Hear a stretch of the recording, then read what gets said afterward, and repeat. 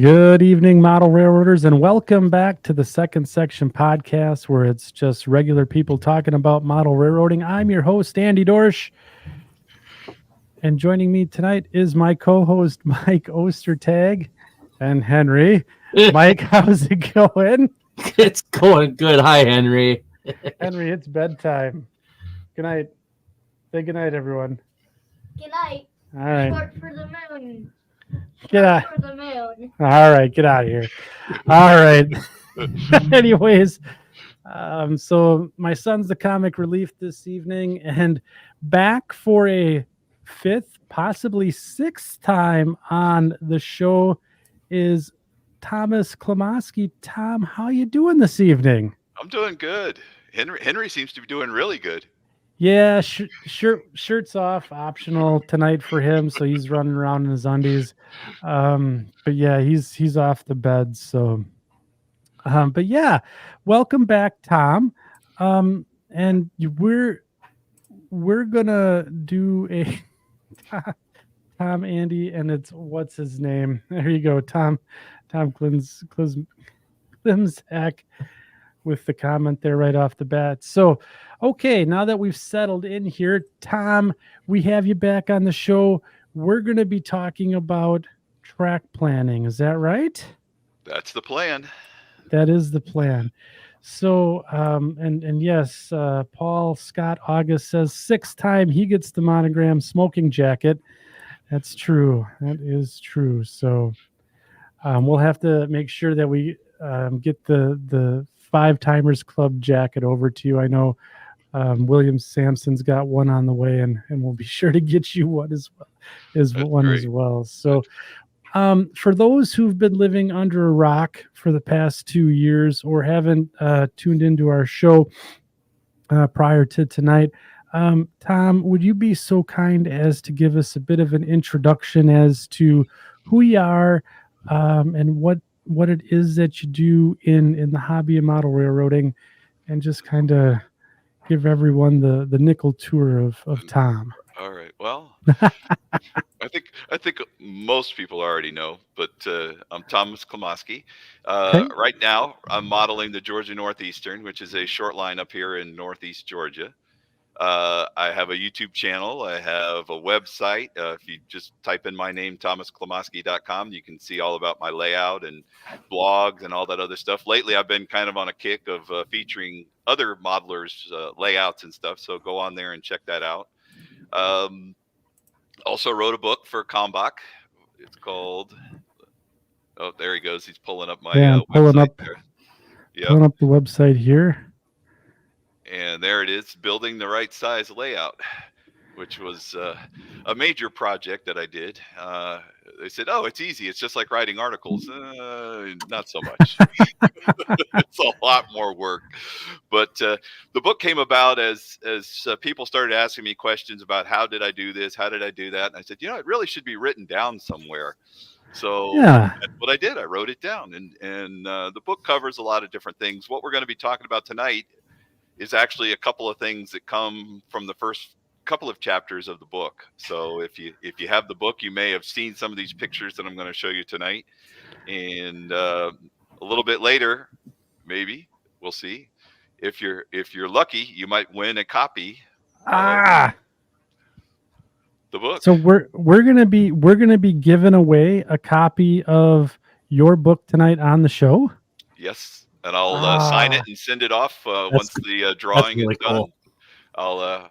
I'll get it in the mail to whoever happens to win it, and I will be noticing anybody that's named that rolls up there. That means you didn't buy it. So yeah, there's a tick mark in the bad box. We're taking notes. We are taking names. We're literally taking names tonight here at Second. That's right. Section. When I see the names scroll by, I'll know those are all the guys that didn't buy one. Yeah, that's awesome. Just kidding, no, but no, it's been great. I really appreciate everybody that's purchased the book. I've gotten lots of comments, and I'm honored and flattered that people would spend some of their hard-earned money to buy the book. Will I do another one? This may be a one-hit wonder. I mean, you wonder where I went after I did this one book. I don't know. We'll see. We'll have to see how it all goes. But yeah. So So you have a YouTube channel, a website. Those are going to be out in the show notes this evening. I'll make sure I'll get those put out there so you can check out Tom's blog and website, and he's got a really good YouTube channel as well. That's where I first found him, and so a lot of informative videos on layout construction, operations, model building, some very unique uses of Legos Yeah. for door operations and stuff like that. It's fantastic, and I highly recommend it. Yeah, So and if you roll back a few episodes, you can see where I was interviewed with Andy and Mike on one of their previous podcasts where I explained about my layout and kind of did a little layout tour. So if you go back, pull up the archives there on YouTube, and if you want to go back and watch that, and then. Yeah, it's all, a lot of this is Lance's fault because he's the one that kind of got me started writing articles, and it was like, I wrote one, it's like nobody really cares, and I wrote it about my old layout, which was in Miami. I'm originally from Miami, and then moved up here to Georgia. One of the questions I noticed that I didn't answer in one of the previous shows was how many years has the layout been around? Well, last June I celebrated the 10th anniversary of the beginning of the layout. So what you see will be 11 years old as of this coming up June. that's amazing. That's awesome. Yeah. Why does that always seem like the go-to thing? Blame Lance. It seems like a running thing. We should just get a T-shirt made, Andy, that says blame Lance. Yeah, I know we have blame Heath right there. Blame Heath is what. Yeah, Heath might be off the from right now. Yeah, Humanity Junction, but yeah, blame Lance. So tonight's program then is we've had Tom on talk about scenery. I remember that master class that he gave with Tom Johnson, and then so now we're going to talk about track planning this evening. So Tom has a fantastic presentation put together for us, and then we're gonna segue into a short line of the show. And correct me if I'm wrong, we've done a track plan. I shouldn't say we. I didn't do squat. I just showed up. I didn't do anything. And you didn't do anything either. Either. But we have Tom went ahead and did a track plan. If I'm of the short line of the show that we're going to share tonight. So this is really, really cool. So from soup to nuts, we're going to get basically learn about the theory, learn about a railroad that you can model, and then draw the track plan. So this is one where you're going to want to take the notes. So, and again, for the section crew this evening in the chat, we have over 130 people here tonight. Make sure you get your questions up in the chat. I will try and get them in front of Tom as soon as I can. And then just remember, we get, keep it civil, keep it model railroading, modeling related.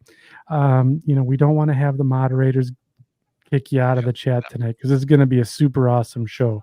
And it begins right here before we even get started. Yes. All right. So tonight it's blame Thomas. Perfect. Perfect.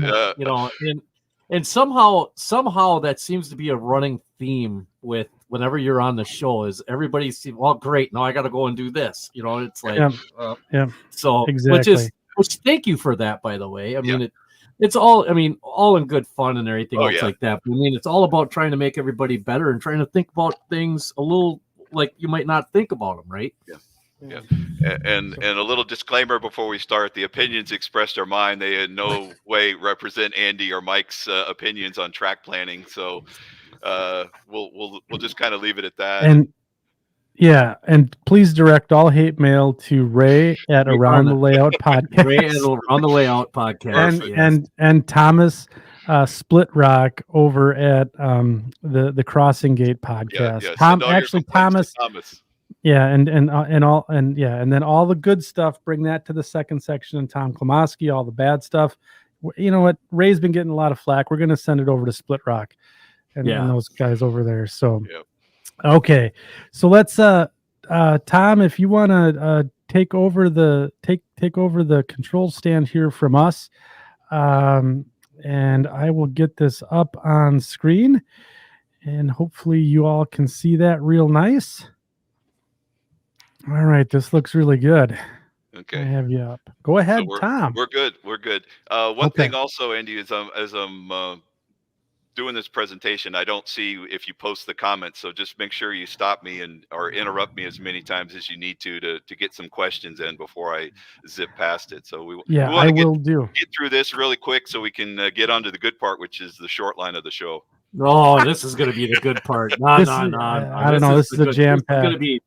This is going to be the good part. This is All right. the old CSX downtown spur. If you're not familiar with that, that's what Lance Menheim is modeling. So threw that one up there. This is some rail fanning, but again, you can look at the tracks here. Real simple. There's not a lot of ballast. A lot of a lot of things that you can take and apply to your modeling, especially if you're modeling a branch line. So we're going to talk about designing the right size layout for you. Why do I say right size? What does that mean? Well, that's different for everybody. And that's one of the things you have to be careful with is you start asking people for opinions. Oh, how do you like my track plan? Sometimes you'll get feedback that's not that helpful because they're talking about what they want or what they think you should do. That may not be what you should do. So a couple of the questions that you need to ask yourself is, how do you enjoy watching trains? Do you like to sit trackside and watch the mainline trains go blasting by? Or do you like to watch switching operations? Or maybe a little bit of both. I mean, maybe you just enjoy watching trains. You want to think about that because that will impact the type of layout that you should design. Also, the era that you want to model. Are you modeling modern day? Are you modeling the transition era or something in between or pre-transition era? That's going to impact your turnout selections and stuff. If you're going to be running, big boys and 282s versus SW2, that's going to impact the what you can do with your layout and how you design it. Right. And that leads into the next equipment. What kind of equipment do you want to run? Locomotives? Do you like the super long center beam flat cars, or do you like the shorty 40-foot coal hoppers and shorter cars? If you have a smaller layout, you may want to think about going to smaller cars. It makes the layout look a little bit bigger. You can get them around the curves a little bit easier. So that kind of impacts your layout. And then this is a big one. How much time and money do you have to devote to a layout? A lot of times guys don't think about that as you're looking at, okay, I'm going to do this. It's going to be double deck. I'm going to have a helix. It's going to have 120 turnouts and stuff. Okay.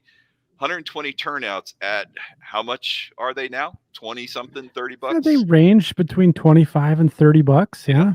So start doing the math and okay, well, no, I'm going to hand build them. Well, have you hand built any layouts or turnouts or anything like that? Do you realize how much time that's going to be to build? You get faster as you do them, but there's a learning curve. Yeah.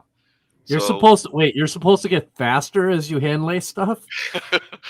Oh, well, that's what some of my friends say. I haven't gotten to that part yet. I've hand laid one turnout and it took quite a while. So I think it was the better part of 3 hours to get my first one done. And it leaves a little bit to be desired. So I need to do some more and kind of it wasn't as bad as I thought it was. How's that? I did the fast tracks and it was good. I mean, it was enjoyable. I could see how people enjoy doing it, but there is a bit of a learning curve, and there still is some cost especially if you buy the ties where they're all in the carrier and all those other things that you need, the tools and stuff that you need to do that. So, and then one of the other things that you want to think about is, do you want to operate with a large or small crew or by yourself? Some people as they say, lone wolves. They prefer to operate by themselves. That's going to impact the design of your layout. If you want to operate with a large crew, what's your access to the large crew? Are you going to have enough people to run it? There's a gentleman up here who was designing a very large layout, was going to need 15, maybe 20 operators. At our club, we're lucky if we have 6 to 10 people show up. And this is a club with 40 members. Not everybody's into operations. So, just because a guy's, has a model railroad doesn't mean that he necessarily wants to come over and do timetable and train order or, CTC or whatever it is that you're running. So maybe look around and see if you've got a crew. Some people are blessed. They've got a great crew. There's a waiting list. Being up in the mountains where I'm at, I knew that there was not going to be a large number of people. Again, I joke that I'm 2 hours from everywhere. So if you want to come here and operate on my layout, the shortest drive is probably going to be about 2 hours. And I've had some people drive even further than that. So, there's a few people around, but maybe those aren't the people that are into operations. So consider that when you're designing a layout. What are your goals? What do you really want to achieve with this layout? Do you just want to run trains? Do you want to do scenery? Do you want to do operations? What is it that you like? Maybe a little bit of all of those. Okay, and then it kind of leads to the next one. How important are replicating prototype operations to you? Do you really enjoy that prototype operation? I lean a little more towards the prototype ops than most. I like to have people stop, allow the switchman to get off, throw the switch, or the conductor, pull up, stop. All that just takes time, and it adds to an operating, the time for an operating session. But it's realistic because that's what they do on the prototype. So again, there's some happy mediums in there, but you have to plan it out, and that leads you to, if you fail to plan, you are planning to fail.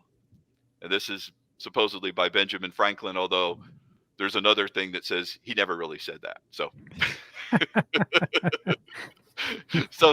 believe whatever's on the internet must be true, right? So yeah, that was said by Abraham Lincoln. That was said. Oh, so you want to have some kind of plan. There's people, and I may be one of them. Maybe in my past layouts, I didn't really have a plan, or I had a plan and it kind of changed as I went along, and I just kept extending and getting into other things that, I don't know, it just kind of was winging it along. So, what you want to do is first is look at your curve minimums. Okay, the curves and the turnouts are going to basically drive the design of a track plan. So you want to look at, what do you want to have for your curves? And the easiest answer is, I want really broad curves. Things look great running around them. Equipment runs, they look good. But broad curves also come with some problems. When you have a 7-foot space between two walls, and you want a 30-inch radius, and you come off the wall a few inches over here, and you come off the wall a few inches over here, you basically have no room for a turnout in that curve. It's going to be a continuous curve all the way around. And if you want to take that 30-inch curve and bend it around an outside corner, you have to swing your bench work out to try to get around that 90-degree corner. So there's compromises. That's one of the, if you go to the book, the dictionary, and look up compromise, it says C model railroading. Because all layouts are a compromise. It's the question is, how much and what are you willing to compromise? So if you look over here, we even included S scale for Mike over there. Look at that. There's a conventional curve in S scale, which is pretty much workable. And again, these come from the dean of track planning, Armstrong, and John Armstrong. He did a lot of planning on this stuff. So he says that in HO scale, a conventional curve is 24 inches, which I agree with. That's going to run most equipment, not all, but most equipment. It looks okay. But if you can get away with a little bit bigger curves, the better. But again, your compromise is, now you've got these nice broad curves, and it limits you as to where you can put your turnouts. Sharp curves probably should be avoided by most, unless you're doing a small switching layout with little 4-axle switchers, the in-cab switchers, that kind of stuff. You can get away with it. Things will run, but it may not look right. And that's one of the things that you're looking at, okay? All of your equipment must be able to run on your minimums. So how do you know that? Well, set up some test track. Go buy some sectional track, set up a loop on the floor, run your locomotives one way, run them the other way, put all your cars on there. I've got cars that say they will run on 20-something inch, 22-inch radius curves, and they go around the curve, and you can hear the wheels dragging on the undercarriage a little bit. So not every manufacturer's gonna work as these cars go around these curves, and you want to look at the box, and it'll tell you yes or no, will it run? And manufacturers get a lot of phone calls. This thing won't run on an 18-inch radius curve. Well, the box says 22-inch minimum. Well, take a look at that before you buy that car. It's always tempting to reduce your minimums to get something to fit. Yep. The simple answer is don't do it. Oh, if I do this, then I can get this, and I can trade that, and you'll regret it.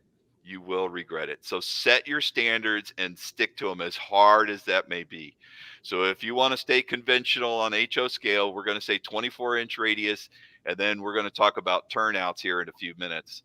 Okay. The impact of the sharpness of a curve can be lessened by using an easement. So if you ease into a 24-inch radius curve and then ease out of it, your equipment will run and look a little bit better as it comes in. And an easement, for very simply, is like if you watch car racing, the drivers start out by the wall, they sweep down towards the apex of the curve, and then they swing out towards the wall again on the other side. Basically, that's the same thing on an easement. You're going to start out, ease into the curve, tightens up a little bit in the middle, and then ease back out as you get to the out, as the curve ends. One thing that people forget about is vertical curves. And that's when the track begins and ends a grade. And it doesn't take much. I've got a very little grade where I've got the cork, standard cork, and then it tapers down as it goes down to a siding. And just that little dip will cause the couplers to misalign, and certain cars will come uncoupled. So you have to be very careful when you're doing that. Yeah. Hey, before we move on, Tom, can we just unpack this just a little bit? So I have questions. Okay. Can we talk about the S scale curvature here, Mike, on your layout? Yeah. So what are you running for curves? I just want to get some like practical examples of the radii between the three of us here. Okay, so on my layout, the width of my shelves is about 11.5 inches wide. Yep, about a foot. Yep, about a foot wide. So then where the two pieces come together, it's like 27 inches from the wall to so if you have the angled portion, if you went the like a 45 degree between the two in the corner, there's a 45 right, so degree. you make the 90 here, with why did I do this? Could I show some? Sure. Yeah, here, let me stop sharing there. Yep. I just wanted to ask, so basically what is, like with mine, the radius I think I have is 30 inches is my minimum radius is what so you have basically like a 45 right here and like over here. Well, like on this one, from this point here to this wall, and from this point to this wall is 27 inches. Mm-hmm. And then it's this one's a little odd, just because of the way I used a piece of scrap that I had floating around. So one is 22 inches and one is 23. So it's not quite a 45, but it's very similar. These curves are all, I want to say they're right around 28, maybe. Okay. They're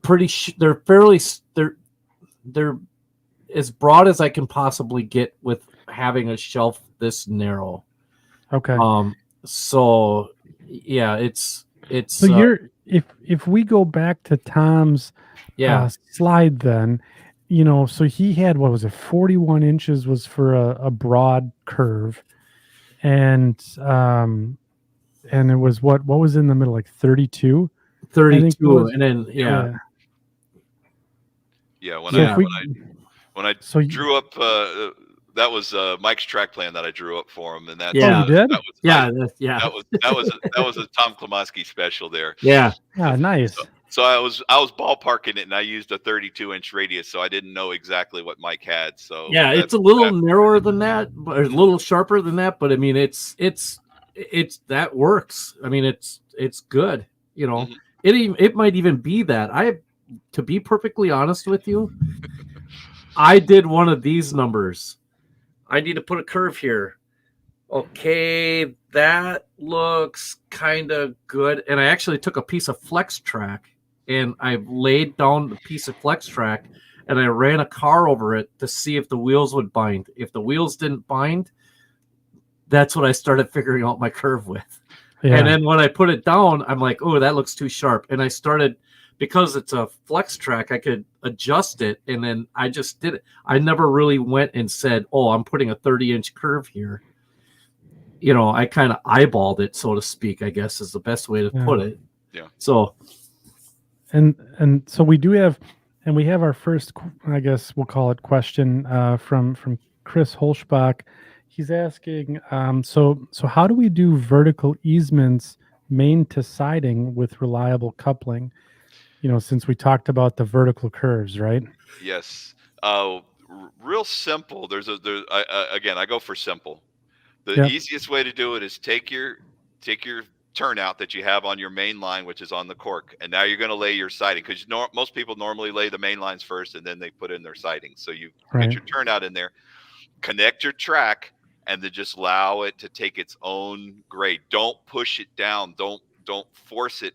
Just let it take a natural grade, and you'll get a nice even grade. And then what you want to do is then shim underneath it with either cardboard or cork or whatever you want to do. And then you're going to fill it in with ballast anyway. So, you're not going to see that stuff underneath there. Some guys will take cork and then, shave it down and that kind of stuff. Right. The one spot on my layout where I got into trouble was I had the track heading down, and then I had another turnout, and I had that turnout spotted. So I wanted to kind of force it. So I kind of pushed the track down a little bit, put a little bit of weight on it, and glued it that way, with a little bit of, pressure on it. That's the only spot on my layout where I have a problem, because I didn't allow it to take that natural grade. I should have maybe moved that turnout back just a little bit and allowed it to just, take that transition. And then the other one that people forget about is at the top of a grade, the same thing. When you're going up, and now you're going to level off, and you end up with something like this, where it goes up and then this way, like a hump. Same problem. You gotta ease that in. You just this smooth as you can possibly make it, and probably err on the side of being too gentle than too sharp. That's where railroads in real life would blast rock out of the way to create cuts in order to create, because otherwise it would be up too sharp of an angle, right? So they blasted through the rock to make the angle more smooth, right? Is that the same kind of concept, Tom? Is that what you're saying? Yeah. I mean, like I said, as they're coming up from the grade, they're going to transition out. I mean, you probably see it in your daily job there, where it just kind of nicely levels out. You don't go up. It's not a roller coaster, basically, where you're going click, click, click, click, and then over the top and then back down. It always eases off. So we're not making roller coasters. We're making model trains. So that's if you keep that in mind when you're doing it, you err on the side of being too gentle than too sharp. Yeah, and then we did have one last question on the curves, and I'll promise I'll let you get moving, Tom. So Joe DeLuso has a question. So what is the basic two curves that can be plausibly used with modern freight cars in the 60 to 89 foot range? Well, that's a good question. Yeah, you can sneak by with a 24. Most stuff will run on 24. I would err more towards the 26 to 28, and that's what I've been doing on the more recent layouts that I've been designing. I've been going with 28-inch radius. We'll call those conventional to replace the 24. Newer equipment's getting longer. The trucks, as they swivel, will impact the undercarriage of the car and that kind of stuff. So 24 would be the bare minimum. I would try to go a little bit higher, 26 to 28. You're safe with 28. I was always under the impression that if you have an auto rack, that if you can see the high side of the curve going across it. If you're looking down on the curve where you're looking at it going through, if you can see the high side of the curve rail, then that's way too sharp. You go until you can't see that rail anymore, and that's where your minimum should be. Right.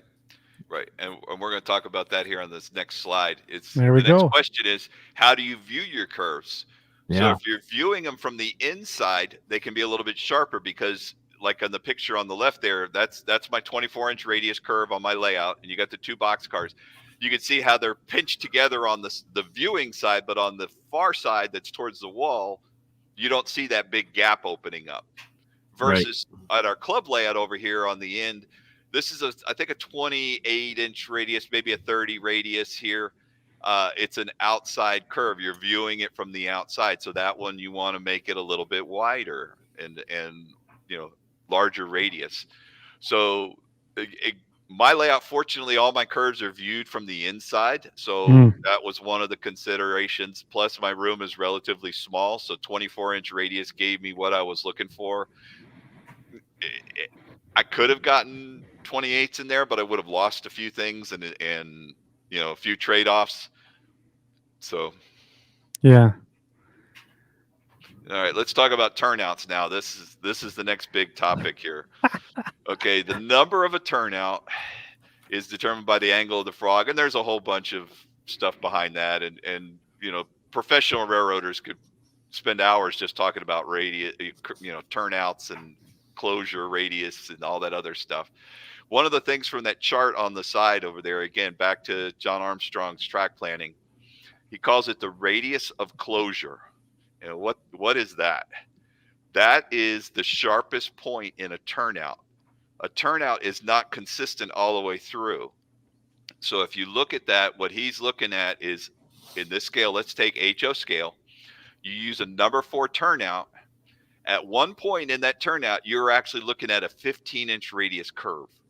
It's only for a very small section. But if you say, okay, I'm going to do 18-inch radius and number 4 turnouts, what you're really saying is I'm doing a 15-inch radius layout, because the turnout is, that diverging route is on a 15 radius.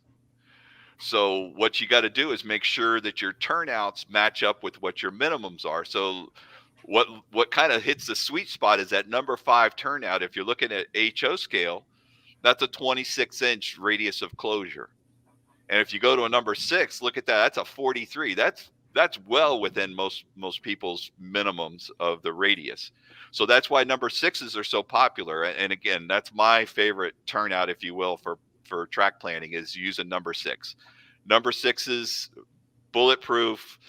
They've got a nice, diverging route and all this other stuff. I mean, if you want to go with number 8s, those are really nice too, but they eat up a ton of space. Right, they're space hogs. And you could look at the other charts there if you're in N or O scale or there's S scale again. See, we're not forgetting Mike this time.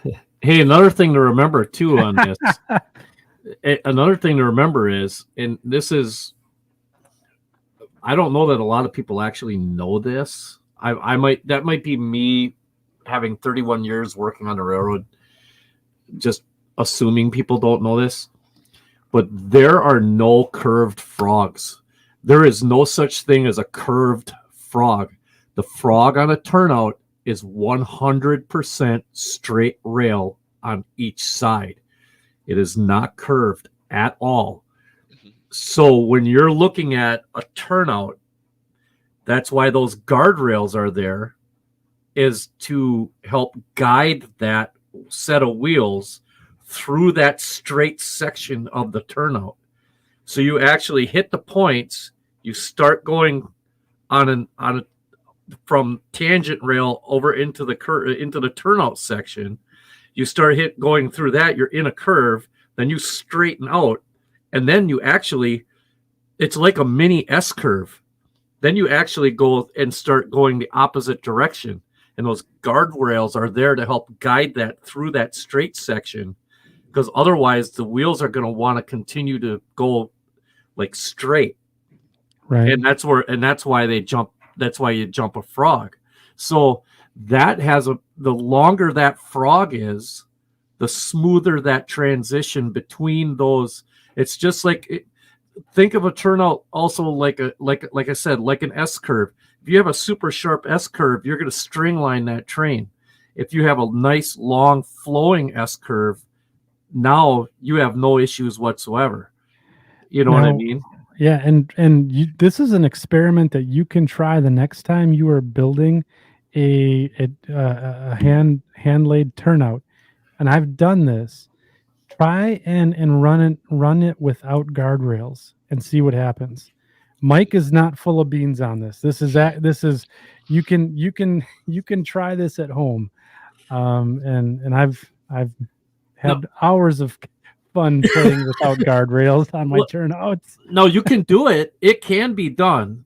If the guardrail, if you wanted to just test a track, you can get it through there with no problem, right, Tom?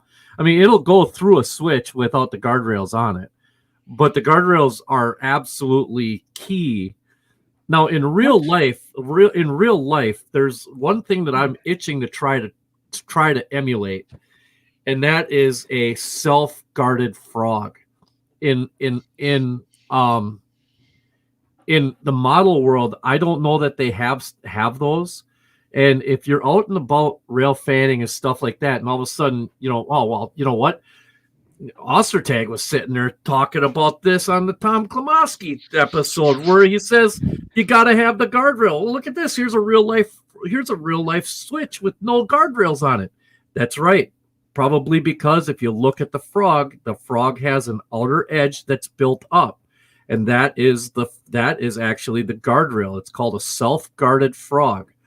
So there's a raised section to that frog. They don't make those in HO scale or any scale, as a matter of fact. I'd love to try one in S. I think the larger scales, you could probably get away with that. Don't you think, Tom? Yep. You could maybe try it. Yeah, I think I remember seeing an article where somebody, hand built one that was like that, where it was, where it crosses over. I forget what you call that, where it raises up and goes over for the diverging route and stuff. And the guy made one. And I mean, a lot of work, but it was pretty incredible. But it's similar to what you're talking about. Yeah. Yeah. Oh, yeah. O-Skill. I kind of thought that right away had some. Right away, make some pretty cool stuff. Oh, yeah. Roger Moses says, you can get O-Scale self-guarded frog castings from right away. Yeah. Mm-hmm. So I think we've covered this. Any other questions there before we move on to the next slide? Because I think Boy, that was good. Mike has already watched my slideshow apparently because he knows what's coming up. Oh, really? Oh, I have never. I've there never we even go. seen.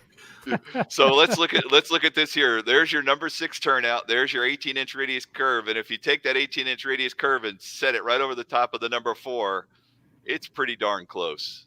So if you're running number 4 turnouts, you basically have an 18-inch radius or maybe even a little tighter. So that's something to consider when you set. That was a good picture. Look at this S curves. How did you know, Mike? So what's an S curve? Well, what we're looking about is when a train goes through a curve in one direction and then switches back to the other direction. What you want to try to do is like what I did here is if you have a curve coming in to a turnout, if you can have it come in on the diverging, where it curves towards the diverging side, it creates a nice easy curve. If it comes the other way, what happens is you end up with an S curve as you're coming through the curve, and then all of a sudden now you switch to the right in this case, and now you're taking that S curve, and you'll have problems with equipment guaranteed. Things will derail, it'll pick the points, you'll have all kinds of trouble. So easiest is if you design it into the layout like that, you don't have to worry about it. You always want to have a little bit of a straight section there before you come into the turnout. So even if it's 2 to 3 inches, now if you've got that S curve where you're coming in from the other direction and you're going to end up with an S curve, what you want to do is you want to have a straight piece of track from the points all the way to the end of that other curve, as long as your longest piece of equipment. So you can see that it depends. Again, that comes back to what equipment are you running? Center beam flat cars, or are you running 40-foot coal cars? Think about that so that impacts your design. The other thing that we want to do here is we want to keep our track work simple. This is a very simple yard layout. Notice how all the turnout switch stands are all on the same side. Yep. Makes it easier for the guy that's operating the switches. Notice the switch has no guardrails. Yeah, look at that.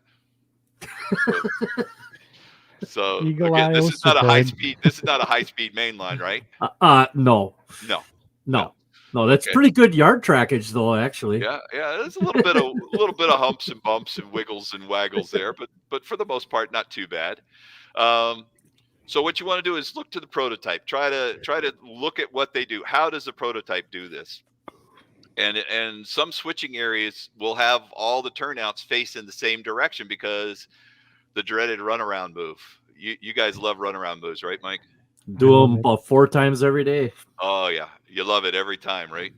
Doesn't bother me. That 'Cause you're pays the sitting in same for Mike. engine. When it's below freezing and snowing and icing and all that other stuff, you feel really bad for the conductor, right? 70 and sunny where I work. That's right. so I do try. We try to keep it to a minimum though, because the Yes. fewer switches you throw, the better. Right. You know, and that's important. So complex switching puzzles are avoided. You don't need complex switching puzzles to have an interesting layout to operate. You don't need to make work for the crews. I have a very simple track plan. It takes quite a while, if you're operating realistically, to just switch a car. Just run down a siding, pick one up, set one out, that kind of stuff. The next section we're going to talk about is staging. Do you want to have hidden versus visible staging? If you have hidden staging, how hidden and how accessible is it? I'm going to tell you from experience, you want to have it very accessible. Some friends of mine had hidden staging areas, and guess where they had problems? In the staging area. In the staging. Always crawling around under the layout, banging their heads, bleeding, coming out. Oh yeah, no, not my idea of fun. So I try to avoid doing any of those. So I try not to do any hidden staging. That's good advice. You can also use a staging cassette, which is what I do, which is set up in another room. I remove it between operating sessions. Our friend Boomer has an ideal staging area. The train float barge that he has, Yep. That's an ideal way to bring cars on and off the layout. If you look at the photo there, this is my idea of a ideal.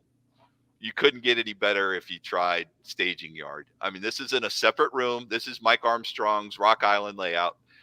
He's Rock Island 79 or RI on YouTube. Like on RI YouTube. Modeler 79. Yeah, on YouTube. Go and check out his channel if you haven't. Amazing He's got channel. some fantastic, and he's got super elevated curves. He's fantastic track work. I mean, just butter smooth. And this is his staging area. He's got a double deck layout. It's a considerably large layout, but this is all of his stage trains, well lit, easy access. Look at the storage drawers underneath there. I mean, if you can come up, if you have the room to do it, this is the way to do staging. I mean, this is ideal. In my case, I have a real small. My train room's probably not as big as Mike's staging room. So you get what you get, and you don't complain, as my friends say. All right, so now we're going to talk a little bit about industry. What you got there, Andy? Oh no, let's keep moving. There's let's keep shuffling along. I'm gonna write some questions down here to bring up here in the lightning round at the end. Okay, all right. So we're gonna try to get through some of these here. For your industries, you got a couple of choices. You have your standard industry, which is pretty simple. You just like a coal company or something like that. You're just going to spot empty hoppers there or loaded hoppers, depending on what it is. Doesn't have to be any specific place. You just load the cars in. You're good. What makes it a little more fun for operating sessions is something that's spot specific. On the left-hand slide there, you see Dow Chemical on my layout. That is a spot specific industry on the prototype. The middle car is an acid car. The cars on the other end contain other chemicals. You don't spot another chemical car at the acid unloading spot and vice versa. So you got to make sure that you spot the cars in the right spot. That adds a little more work for the crew because the first car may not be unloaded. So now we got to go pull the third car, respot the other cars. It adds extra work. The other thing with industries is what I'm calling cars are moved to load or unload. And this is an example here on my layout of a cement facility. As the cars are shoved into the shed there, they're unloaded, and then they use a car puller to pull them through, and the next car is unloaded, and the next car. So what you have to do is you have to make sure you have room on both ends of the industry for however many cars you plan on having unloaded. So in this case, let's say it's 3 cars. So I've got 2 cars hanging out, 1 car being unloaded. Well, I need that same distance on the other end for those cars to move through as they're being loaded or unloaded. You'll see this at coal companies. You'll see this at cement plants. I'm sure there's a few others that are like that, loading like rock or gravel at a place. Like they may move the cars. There's a ramp. They may push the cars. They may use a trackmobile to move the cars around within the facility. So that's something else to consider when you're picking industries. Next one is what we're going to talk about is siding length. Most modern industries, and we're going to talk about modern, they've got spots for several cars. The 1-car industry nowadays is very, very rare. There's a few still out there, but for the most part, most industries that are rail served now are going to receive several cars or a bunch of cars. So what you want to do is you want to measure the car types that'll be spotted at the industry and use that to determine the siding length.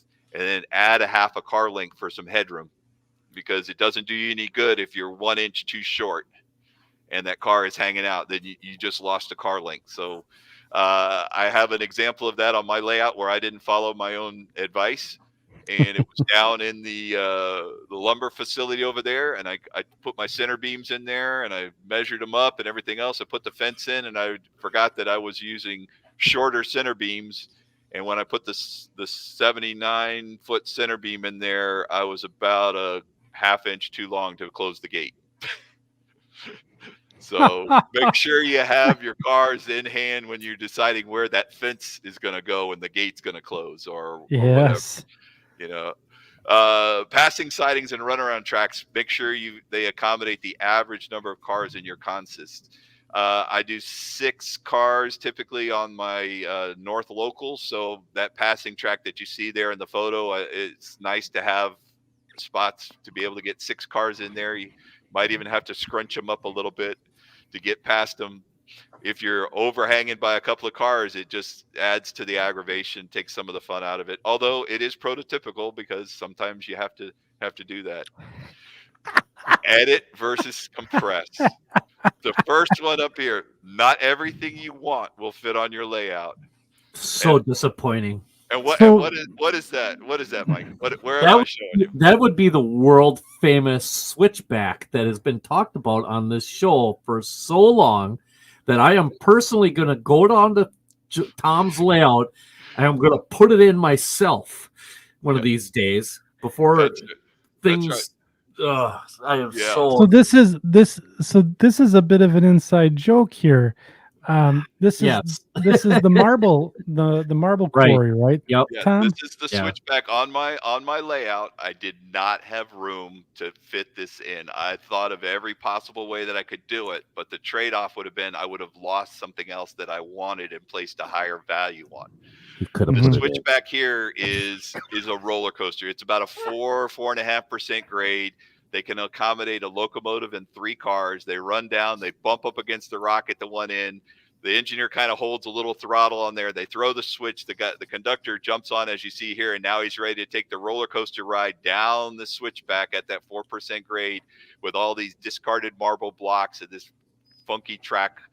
And then he gets down to the other end and bumps up against the rock on the other end, and he walks down, throws the switch on, and then they come out of the switchback that way. You didn't need to have a yard. Really cool. That would have been really cool. I've got it out though. My friend that's modeling the same line that I am, he included the switchback on his layout, but he has a lot more room. So I can go do the switchback on his layout. There you go. I just living vicariously through your friends. In all honesty, Tom and I joke about this every time we talk. I'm always ribbing him about it. It's one of the coolest parts about this whole railroad operation, and it's just Tom hit it on the head. I mean, you have to. This is the compromise part, right? Yeah. Right. And this one is probably, correct me if I'm wrong, this one hurt to try to have to not include, right? I mean, Yes. I mean, and that was before we even got to know each other. Yes. And it was one of those things that when we found out about it, I'm like, oh, this has got to be part of this thing. Yeah. And I never let them live it down. So no, that's okay. That's fine. That's fine. But yeah, the thing is, I could have not modeled Marietta and modeled just the yard there in Tate, and then the switchback. I would have lost all the other industries. So there was, again, there's compromises. Not everything you want will fit on your layout. Just read that and remember that as you're planning. You're going to have to make some hard decisions. There may be some crying involved. There's no crying in baseball. There is crying in track planning. You may shed a tear over some of the stuff that you won't be able to fit. It's not going to fit. It's better to edit than it is to compress. Didn't need to have a door to get in, Could have crawled into the. So okay, and Tom, you can dismiss my question here before we move along, if you're going to cover this in the rest of the presentation. But let's just pretend for a minute that I'm new to model railroading, and we're going through our presentation this evening. We're talking about edit versus compress, making compromise. How do I do what did you do? How did you come up with what was priority, what was not priority? Well, that's an individual question, basically, is what is it that you like? What is it that you see? For me, it was because I went to the prototype and I saw the prototype locomotive facility in Tate, and I said, I've got to have that. That was like at the top of the list. Yeah. And then I went and saw some of the industries. I was like, okay, these are cool. This is something that's different. And then the marble industries was the other one. So if you're following a prototype or you have some prototype inspiration, what is it that's and even take to the point. So did you write them down like on a list? Yeah, basically just like a punch list. Yeah. And the priorities will change, and sometimes you got to scratch them out. And my first track plan looked nothing like what I ended up with. I was trying to jam too much stuff in, and it's hard to believe, but the more I cut out, the better the track plan got. Really? Which is contrary to anything that you would think. And we should put that on a t-shirt. Yeah. That is sage advice. Yes. So one more time for everyone to make sure that we catch it. The more you cut out, the better your track plan was. Yes. The more I cut out, because I was doing exactly what I'm telling you not to do. Don't jam things in there. If I push this and make this tighter and do this, and I can get it all in. Wrong. He's not You're God. Not going to get it all in. Oh, jeez. Well, I'm missing some of the comments. You got to have to fill me in on them later. Oh, no, I'm just, Don Hanley says less is more. Yeah. Darby Rail Services, this is the KISS principle. Yeah, exactly. And I see Armin's commenting here. What do you want your railroad to do? Yep. What do you want it to do? And the other one, which I tell people, you can argue with the tape measure, but it'll always win. It always wins. I love that. That's another T-shirt. I could relate that to some other things, but it works real well here. So we're just going to leave it at that. I can argue with some people, but I will never win. So, well, okay. Now here's a good. I don't know. Did you cover this yet? The question from Sue the Milwaukee Road here. The comment? No, I was going to click it up. But go ahead. He says I was shooting for the 1-to-1 and ended up flip flopping in industry, so it's not 100% prototypical. Okay, so what? That's a compromise you have to make in order to get something added into the layout that you want, right? I mean, exactly. I always made fun of ribbed a friend of ours. His name is Dave Baucus, because he up at Nestoria, he models way up in the Upper Peninsula of Michigan, all the railroads up there, the SSNA and like that. And at Nestoria, he would always say, that one switch is backwards. And I'm like, well, I can't work that job then. I mean, it's not right. I can't work that job. So then he'd have me go and work the job. I'd say, you know, Dave, this will work out a lot better if the switch was going the right way. That's You know, right. I mean, just because he pointed out. But the reason he did it was so that he could include a different track that really was important to the operation in that area. And if he had actually tried to do it the way the prototype did it, he didn't have enough room to be able to fit that in then. Mm-hmm. And sometimes you have to part of the compromise. Yes. Yep. Yeah. Yes. And I agree with William. I don't think it impacts the operation to flip things. No. On some of the track plans I'm going to show later, there was a Y, and I flipped it to the other side because it worked better with the way the aisle was and everything else. If it was prototypical, you would have had to make a hole in the wall. Your room dimensions and the way your room is oriented can actually affect that, right? And Andy, sorry to bring that up. Yeah, that's something that again, you're trying to be prototypical. The prototype has miles and miles and acres. We have small rooms with walls, and we're going to end up having to make a curve to the left when the prototype curves to the right, or we're going to have to put a curve in when it's dead arrow straight because we ran into a wall. So even if you're trying to be 100% prototypical, I doubt that there's very, very, very few layouts that are 100% prototypical one-to-one.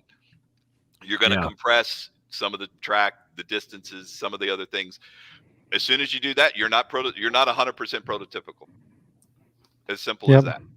And you lost. It's how much do you want to stray away from that 100%? Some people 50% is good. Some people 20, 10.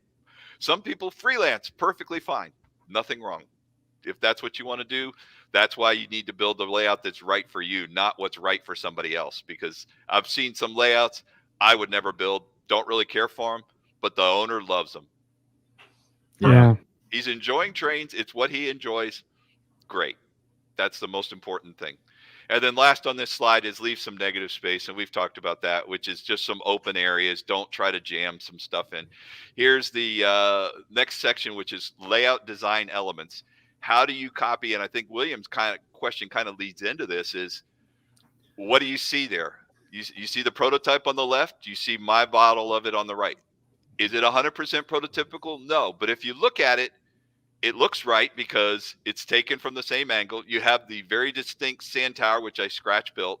Everything is aligned in kind of the right order. The tracks are a little bit different. This one, the curve comes off to one side.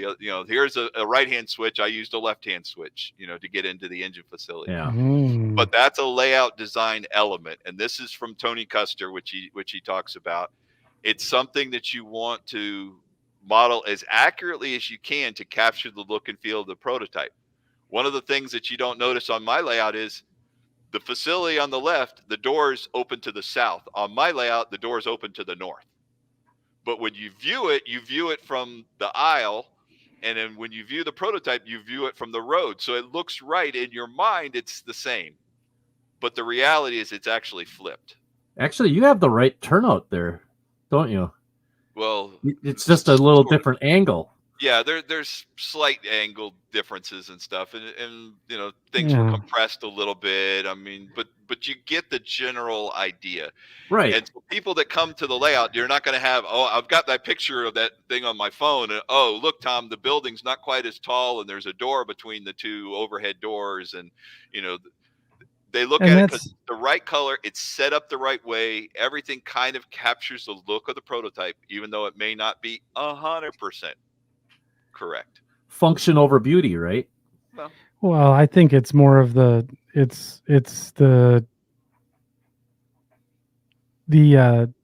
that Tom put the composition together of that scene. Essentially places you there. You don't have to. Like, I always get discouraged about that comment of, well, hey, this was the turnout's in the wrong position. When I go to a layout, I barely, can understand what's going on in my throttle when I'm holding it, let alone to pick apart someone's positioning of a track or a turnout and stuff like that, or built, like in this case, a building, or someone's, critiquing my ceiling or something like that. I think you're looking at the wrong aspects here of the railroad. But long story, I guess I don't mean to digress, but this is just, I think this is incredible. Like when I look at both of them, the buildings match, very close. The ballast is, similar color. The turnouts are in the right orientation. I don't know. I'm And giving this actually, A since I plus took marks. the model photo, I darkened up the ballast a little bit to get a little closer to Yeah. what's on the prototype photo. So that was taken a little bit before I went in and added some extra grunge to the thing. And that was something we brought up in one of the other shows, was you can always go back and add that a little bit, multiple layers of scenery. Just because you did a scene first time doesn't mean you'll never have to go back to it again. You can Yeah. come back to it and touch it up a little bit. And then we're getting into layout room considerations. Some of this you have control over, some of it you don't. I mean, you get your space, whatever little space you can carve out. Maybe you've got a lot of space, maybe you've got a big basement. Is it a multi-use room? Efficient use of space. How can you design the layout to make the best use of the space you have? Consider your aisle widths. This one here is 28 inches wide. It is the bare minimum that I would suggest. Anything tighter than that, it's going to be too snug, especially if you get a couple of people want to try to slide past each other. This is comfortable. You see the gentleman operating's got a little bit of space there between himself and the backdrop on the one side and the fascia on the other, but it is a little tight. Duck unders and lift outs. Sometimes it's a necessary evils. If you can avoid them, great. If you can't, then try to find something that's bulletproof. Duck unders, the lower they are, the worse they are. The higher, the better. Some people put handrails along the sides to make it a little bit easier as you're trying to duck under. Padding is always nice. I have some foam padding that I put under the staging cassette because I will duck under that sometimes, and I've got the scars to show that I forgot a few times and stood up too quick and scraped myself or banged my head or whatever. Your bench work height. What's a good height for you? Typically, somewhere from like your armpit down to, we'll say, mid chest level is considered typically the ideal height. That varies depending on what your height is. I'm a little bit taller than average. I'm 6'2". My layout is set at 54 inches. Some of my shorter operators have a little bit of trouble, reaching over the top of the layout to throw a switch. But it's workable. You could always have step stools or stuff. I'd rather not do that because somebody could step off of it and twist their ankle, fall or whatever. But try to find something that works for you. That's a good height. If you set it up a little bit higher, you can put a workbench underneath or storage and stuff. How deep do you want it to be? Typically, you want to have something where you can reach the back of the layout. The backdrop, right? You want to be able to touch the backdrop. Yep. Typically 18 is good. 24, you're pushing it. Anything more than 24, you're starting to get outside most people's normal reach. At our club layout, we had a turnout that was a problem. Guess where that turnout was? Way in the back. In the back, we couldn't reach it. It was on a return loop. You had to lay over the layout to try to get to it. It was the worst possible turnout to work on, and that was the one we always had problems with, and that's where the derailments always occurred. It's funny too. Like there's a gold zone, right? You can have a super deep scene, right? You could have a 36-inch, deep scene, but there's that gold zone about 20 inches from the front of the fascia in is about the maximum you want to go in with your rails. Right. And you can have scenery in the back. If you go deeper than that, nothing wrong with having a mountain and trees or buildings and stuff like that don't require any maintenance, don't require you to reach in to re-rail a car or something like that. Right. And then the last one, layout aesthetics. That's basically talking about, is it climate controlled? How's your lighting? Is it comfortable to walk with carpeting or, a nice floor or rubber padding on the floor? Don Iris just recently Don Iris added some padding to his floor out in his layout room. So yeah, it's a saver. It's a big time, comfort saver. That's for sure. And if the layout room is nice to be in, then you'll spend more time in there working on the layout. If it's kind of dungeon-like and damp, and you don't want to be down there, if it's a basement or if it's super hot, the problem is, like for me in Miami, it was in the garage in Miami, not air conditioned. it was brutal in the summer to go out there and work on the layout. You just couldn't do it. I mean, it Ugh. was, So let's talk about drawing track plans. Yes. You don't have to have a computer program. I recently got the AnyRail program, hashtag not sponsored. I paid for the program, but I was doing some track planning, and it's nice. There's some tutorials out there on how to do it. Ron's Trains and Things, he did a little quick tutorial on it. You can get a free version of AnyRail, try it out, see if you like it. The trial version only has a limited number of pieces of track, but if you're designing a small shelf layout, that may be all you need. You can probably get by with the free version. Although, everything pretty much works on the free version, except again, it limits you to the number of pieces of track and turnouts that you can have.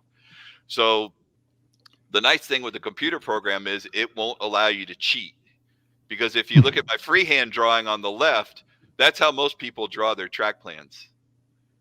I don't think those are number 6s. I would lean to probably number 1s or 2 turnouts there. Yeah. And that bottom one especially, that looks like it's an Andy Dorsch special right there. Yeah. Right. So I'm looking at that one and going, I've got about, on a 6-foot staging cassette, I've got about 5 feet of track that I can get cars in. Well, the reality is, if you look at it, you're probably looking at about 3.5 to 4 feet where you got usable siding, which you can count the number of boxes there, those are in 2-inch grids. So it allows you to kind of get down to, as Sue the Milwaukee Road says, the nitty gritty. You can get right down and figure out exactly to the inch what you could fit. There's other track planning programs out there. I can't how good or how bad they are. I haven't experimented with them. I know there's some very good programs out there though. Yeah. So if you're going to be designing a layout or it's going to be somewhat complicated, maybe it's worth it to spend a little bit of money, get that program, spend some time learning how to operate it, and then it will greatly help you with setting up your track plans. If you notice here, the one that I did on my layout, it was hand drawn prior to me getting the track plan. But what you want to do is you want to do it on a grid, so you can't cheat. So I've got my dividers, I've got my templates and everything else there, so that I'm not allowed to draw in those number 1 turnouts. I'm using 6s, so, and I got a radius that I use to make sure that I stay on a 24-inch radius, and those curves. One of the first things I do when I'm setting up I've got my bench work in. Now I get ready to start loading putting the track in. One of the first things I'll do is I'll put my curves in, so I know how much room they take up. So the curves and then the turnouts kind of drive, like I said earlier, drive your track plan. So get your turnouts and curves figured out what you want for your minimums, and then use those, start drawing those in and put your curves in first. So you're going to sit down and figure out what your bench work footprint is. It's different for everybody. So, we're not going to spend a whole lot of time on that. But do you want a continuous run, or do you want point to point? Huge. That's probably the next biggest thing, because if it's going to be a continuous run, now you got to figure out a way to connect it up. In a perfect world, you'd have a basement stair that comes down into the middle of this very large room, and you can go all the way around it, and you don't have to have lift outs and stuff. But very few people have that. So you're going to have to probably deal with a door somewhere. On my train room, I was fortunate when we were finishing the basement, I designed that door to swing out rather than swing into the train room. It swings opposite of what you would think a door would going into a room, in this case, the train room. So, but I was able to specify that door and hung the door to make sure that it didn't go into the train room. So you're going to figure out whether it's continuous run or point to point. Look at your aisles or your layout height, your reach-in distances. Again, let's make it deeper. Let's make it bigger. Let's do a helix. Do you really need that? Is that what's going to drive your track plan? So you got your bench work outline, lay in your curves. Next, you want to figure out, where do your layout design elements, that LDE, where is it going to fit? And in this case, for me, it was Tate. So I dedicated the longest wall on the one side. That was going to be Tate. The other wall was going to be Marietta, which is where all the industries are. So you take your longest walls or your biggest areas that you have, and that will be your primary area that you want to focus on. Use track charts, Sanborn maps, Google Earth. I mean, Google Earth was invented for model railroaders. I mean, even It if you're was. not modeling the current absolutely. day, go look at. You could see the ghosts of where the track is if you look hard enough. You can see where Yep. wait a minute, yeah, that's kind of or it's a bike trail now. Well, there you go. That's where the rails were. So keep your track work simple, leave some negative space, and then plan out for some operations and switch jobs.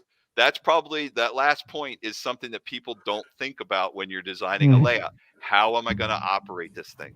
And that was something I considered is, okay, what are my trains going to do? They're going to come out of staging and they're going to work the area. I set it up so that they were going to mimic the jobs that they do on the prototype because they have a yard. That yard crew goes up and works the industries in Marietta. So there was one job. Then there's some distance between the yard in Marietta and the industries, and then Tate, which was the next area, which had the locomotive facility. So I had a little connection area, some scenic areas, negative space, real simple. The bridge scene, which you're familiar with. Now I set up Tate. I've got that figured out. That was my next area. And then the final was the peninsula was going to be Marble Hill, which was a unique industry. And that's where, so I worked on those areas and I figured out what I was going to do and how the trains were going to operate. Okay, the train's going to come out of Tate and go to the marble industries and then return back. There's one job. There's another job that takes the cars from Tate down to the staging, brings them back from staging back to Tate.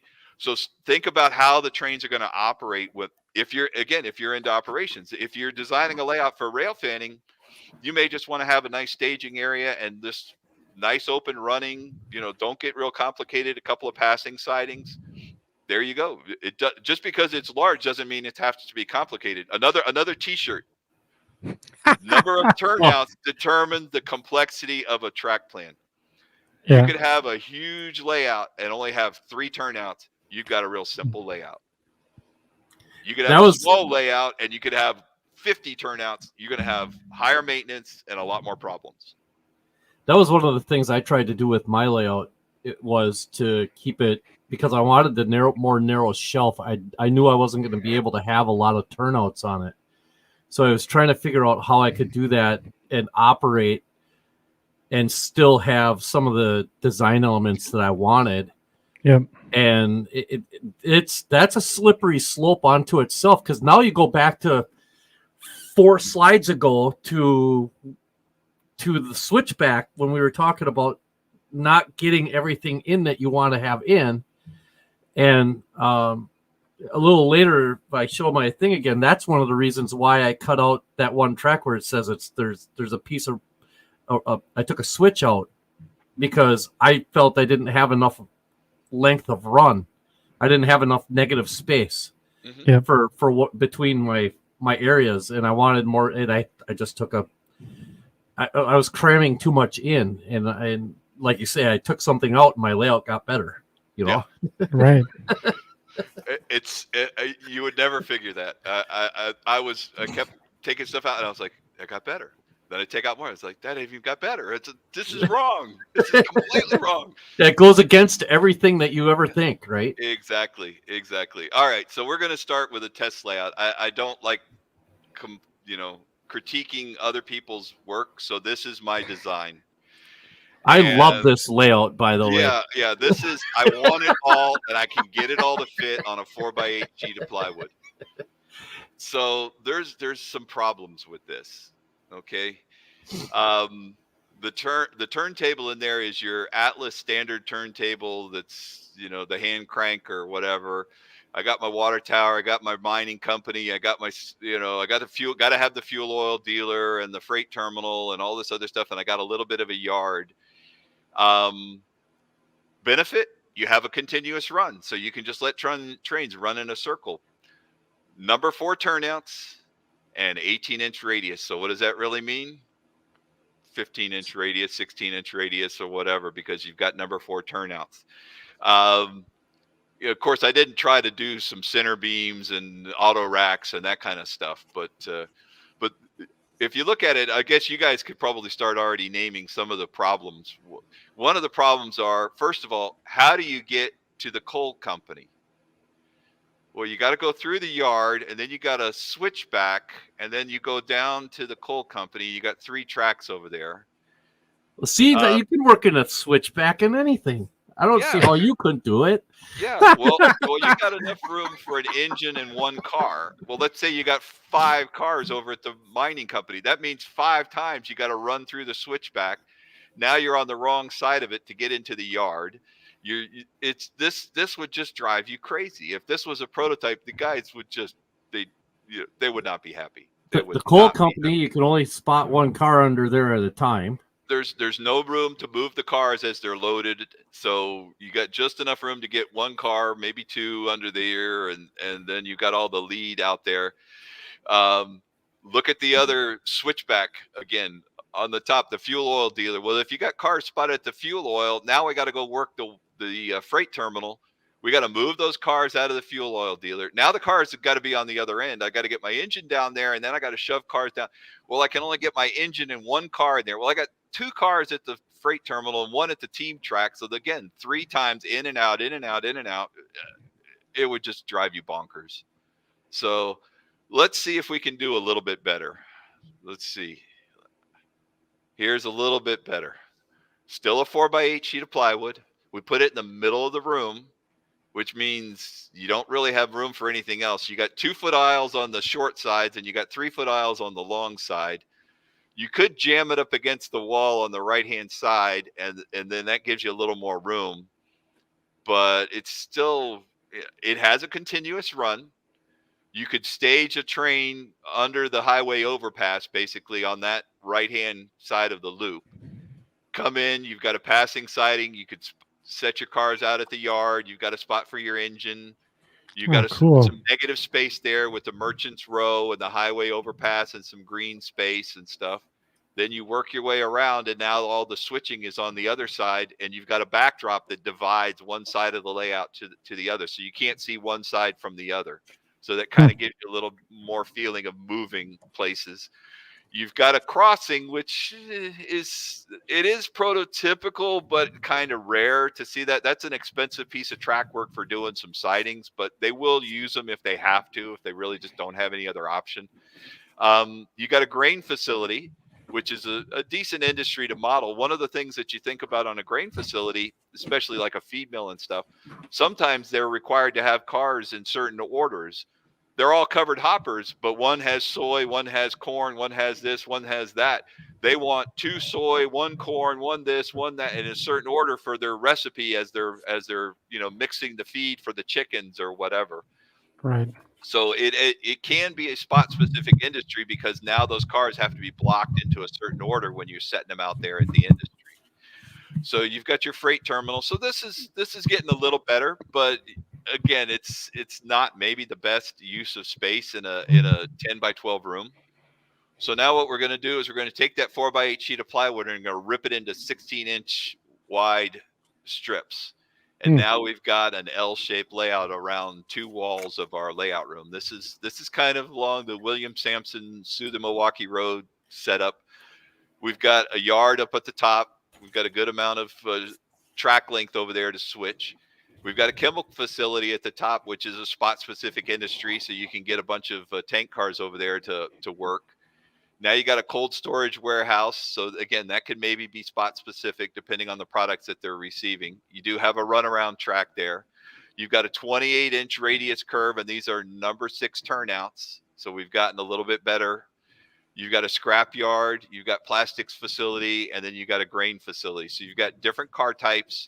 You've got a fair amount of switching to do. You got some runarounds. The train crews would thinking about operations. Start off at the yard, work your way down, work your trailing point industries, do your runaround move. Now work the grain facility, work your way back. You could do cold storage, cut your cars off here, run around, sort them out into the outbound cars, group them however you want.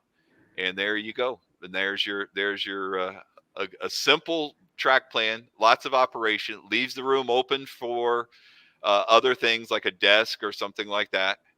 And that's really I mean, that's the same amount of lumber essentially, right, Tom? Mm-hmm. Pretty much. And you get so much more operation out of it. But what do you lose? The continuous run. Oh, you gotta have the continuous run. If you got to have the continuous run, yeah. So, where is your priority? Again, what's right for Exactly, me right. is not necessarily right for somebody else. For me, this is a good layout because I enjoy switching. Other people that losing that continuous run would be a big sacrifice. Yep. So, go ahead. No, I just Oh. said yep. Yep. No, Okay. I wanted to show you something here right quick, if we could. Yeah. Let me stop sharing This here real quick. this entire thing made me think about a layout that I designed. Well, I built a long time ago. Yeah, I had to take pictures with my phone, and so just bear with me for a second here. Dum-da-dum. All right, so let's see what's going to happen here. Okay. We're not sure. No, We wanted to do something, and, we're just hanging out. I just wanted to make sure I was getting the thing the right way. So let's see, which one is it here? Okay, so this is oh my God, this is the room I'm in right now.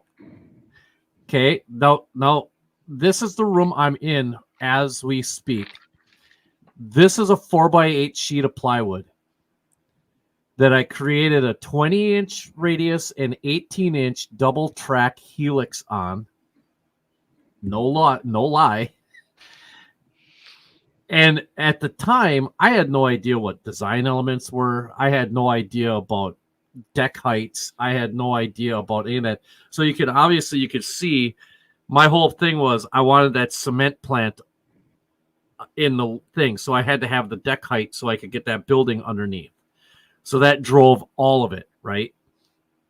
So right in here, my yard was going to go under the helix on a small little, the outer portions were open, but this portion was actually like a piece of board that I put back across so I could get cars behind it.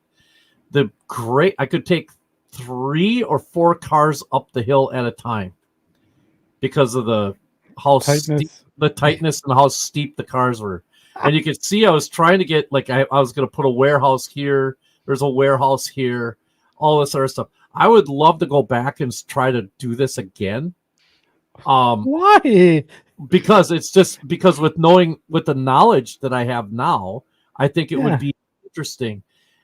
Here is what we just got done talking about. This is here you can see here's 18-inch radius, here's 20-inch radius. This is the helix. Okay. Oh my gosh. Yeah, so you come back around, and boy, Tom, does this look familiar? Here's a little runaround with going into the cement plant that only held the one car. Okay, then you go over here, and I had a lumber company here, another warehouse here, or the dealer here, and I can squeeze a tank car in here. Sure. Why not? Why not? Right? So. No unused space. We do not want to have 1 inch of open space at all on this layout. I am telling you right now. Can you see my cursor right here? Yeah, you're pointing to a box in the lower left-hand corner. That's where I'm physically sitting, right where my cursor is right now. That is how big, and we've all seen the size of this room. It literally was a 4x8 sheet of plywood, and I always thought, well, I can get. I'm going to make a double deck 4x8. And somebody said I couldn't do it. And I'm like, oh, I'll show you. Yeah, I can. Yeah, hold my beer. But I mean, you can see it's highly over-engineered. So yeah, I mean, right. it's just an old school way of thinking and how to do things. But when we were talking about those things, I thought, I know I got pictures of this doggone layout someplace. I got to see if I can't find them. And I found the ones that I wanted. And like I said, that's just the opposite side. I did get the whole thing done, and it worked. And then I wanted to do something different, and I tore it all down. This is threaded rod. Mm-hmm. I Oh mean, my that was a Mike, nightmare. when did you build this? I would say this was probably 1996, 1997-ish. Somewhere in that area. It was pre-2000 for sure. Oh my gosh. So I was Well, here's a Digitrax throttle. Yeah, I was gonna say that's 16. the old Digitrax there. Yeah. I was almost maybe 17 years old. Yeah. 16 or 17 years old. Oh my gosh. Yeah. And the thing is this was a lot of fun to work on. I had a blast working on it. I would love to attempt to do this again with the knowledge that I have today of how layouts are designed. Yeah. You know, because like we were talking before, trying that one spot, I would take and make that probably 4 different decks, each one maybe only 6 or 8 inches apart, and not trying to cram. Like one deck might be nothing but run. You know, it would be fun to try to do. And I think it would be interesting. You know, Tom's just got a what's shit-eating wrong? grin on his face. It's just me. You do you, Mike. You do Well, you. it's like all the stuff we're learning tonight, and then Mike's like, "Yeah, fuck it, we're gonna I can do it. I can do it. I can do it. I can totally do it." Yeah, you could. Yeah. So I just saw a comment here. Look, Don Iris has it right. Don has got a great layout. Go check out his layout if you haven't. Oh seen yeah. it. He's got a helix. It's not crowded. It's a very well done layout. He's efficient use of space. That's what we're talking about. So let's mosey on along here so that we can get into the good section, because we need to get into the short line of the show there. Yep. So we're gonna go over my layout here real quick. We're just gonna kind of skip through this because you guys have probably seen most of this stuff. But that's my new staging cassette, which I take outside and take pictures on it. The original staging cassette was only 2 tracks. I added 2 more tracks, so it's got 4 tracks on it now. You can follow that on my blog. But basically, this is my layout room if you haven't seen it before. 9'2" by 10'6", and then the staging area off to the side, which is scenic. It's not just, raw plywood. So I've got my industrial area there to the right, which is Marietta. So a train comes out of staging, works the industries up to Dow Chemical, not including the Universal Alloy, which is on the lift out section. I leave that out most of the time, except when it's getting switched. To run that one job, just to switch those 6 industries, which not every industry is switched, and it's about 6 to 8 cars, could take about an hour and a half to 2 hours. Wow. That's only using a third of the layout. So how much layout do you really need for an operating session? It's a good point. To run the other job, which starts in Tate and goes to the staging cassette, picks up cars in the staging, where it goes back to Tate. That's about another 30, 45-minute job. And then another job starts in Tate, goes down to Marble Hill, switches the industries there. And what I've done, Mike, to simulate the switchback is when you come out of the yard and you go over that bridge there, you can only have a locomotive and 3 cars. And you probably are going to pick up 5 cars and bring down 5 cars. So you got to do 3 at a time. So bring 3, take back up 3, go to the yard, set them out, pick up your next set of cars, take them down, switch, come back. So I'm simulating the switchback, although the switchback is not actually there in that area between the bridge and the marble industry. That is theoretically my switchback. Nice. So I still get that same operation. You just don't see the actual roller coaster ride down and back. And then the fourth job is, it's a unique industry that Universal Alloy does aircraft components, and they ship them out on flat cars, and they overhang the ends of the flat cars. So you got to have idler cars. So you start off in the yard, you bring 3 flat cars with you to pick up 1 flat car. You bring 1 to replace the car that you're picking up, and then you need idlers on each end. So that's another job. So if I run all 4 jobs in a sequence, it can take about 3.5 to 4 hours to switch my layout, which again, that's incredible. That's awesome. So how much layout do you really need if you're into operations? Now, I do have a continuous run, but that was one of the things that I thought was important when I designed it. I found I never used it, so that became that lift out Universal Alloy industry. And it's only in when that industry is being switched, because it blocks access in and out of the room. it becomes a duck under. Ugh. Again, not the end of the world, but here's another very nice layout. John Farrington, if you saw the article that I did in Great Model Railroads, you get the track plan and stuff, which I've got coming up here next on the slide. A great layout. He's now doing his new layout, which this layout has gone into the dumpster, if you will. But one of the things that John did is it's prototype based. It's not 100% prototypical, but it's based on some prototype areas that John railfanned when he was in a different part of the country than where he's living now. And his staging is visible staging. It starts outside of the Ferraro Foods. You just basically have your cut of cars that was theoretically dropped off by your interchange railroad. So he's got his cars sitting out there on the main. He comes out of the yard office, picks up the cars from there, and he goes and switches the industries. And if you'll notice, all the industries are trailing point. So he works his way up the line, switching the industries. And then when he's finished and he's got all of his cars collected for the outbound, he shoves them down to that interchange track again. And that's the end of the operating session. We're looking at about an hour, maybe a little bit more. The tail of the switchback over there, which you see all the way on the right, he gets away with it because the cars that are going to that ADM corn processors are the shorty tank cars that go with corn syrup. So he can get 3 cars and a locomotive between that switch point and the end of the layout. Again, back to that figuring out how much space you need to make it work. So he had it calculated down so that he had just enough room with it between the turnout and the end of the line to be able to do that.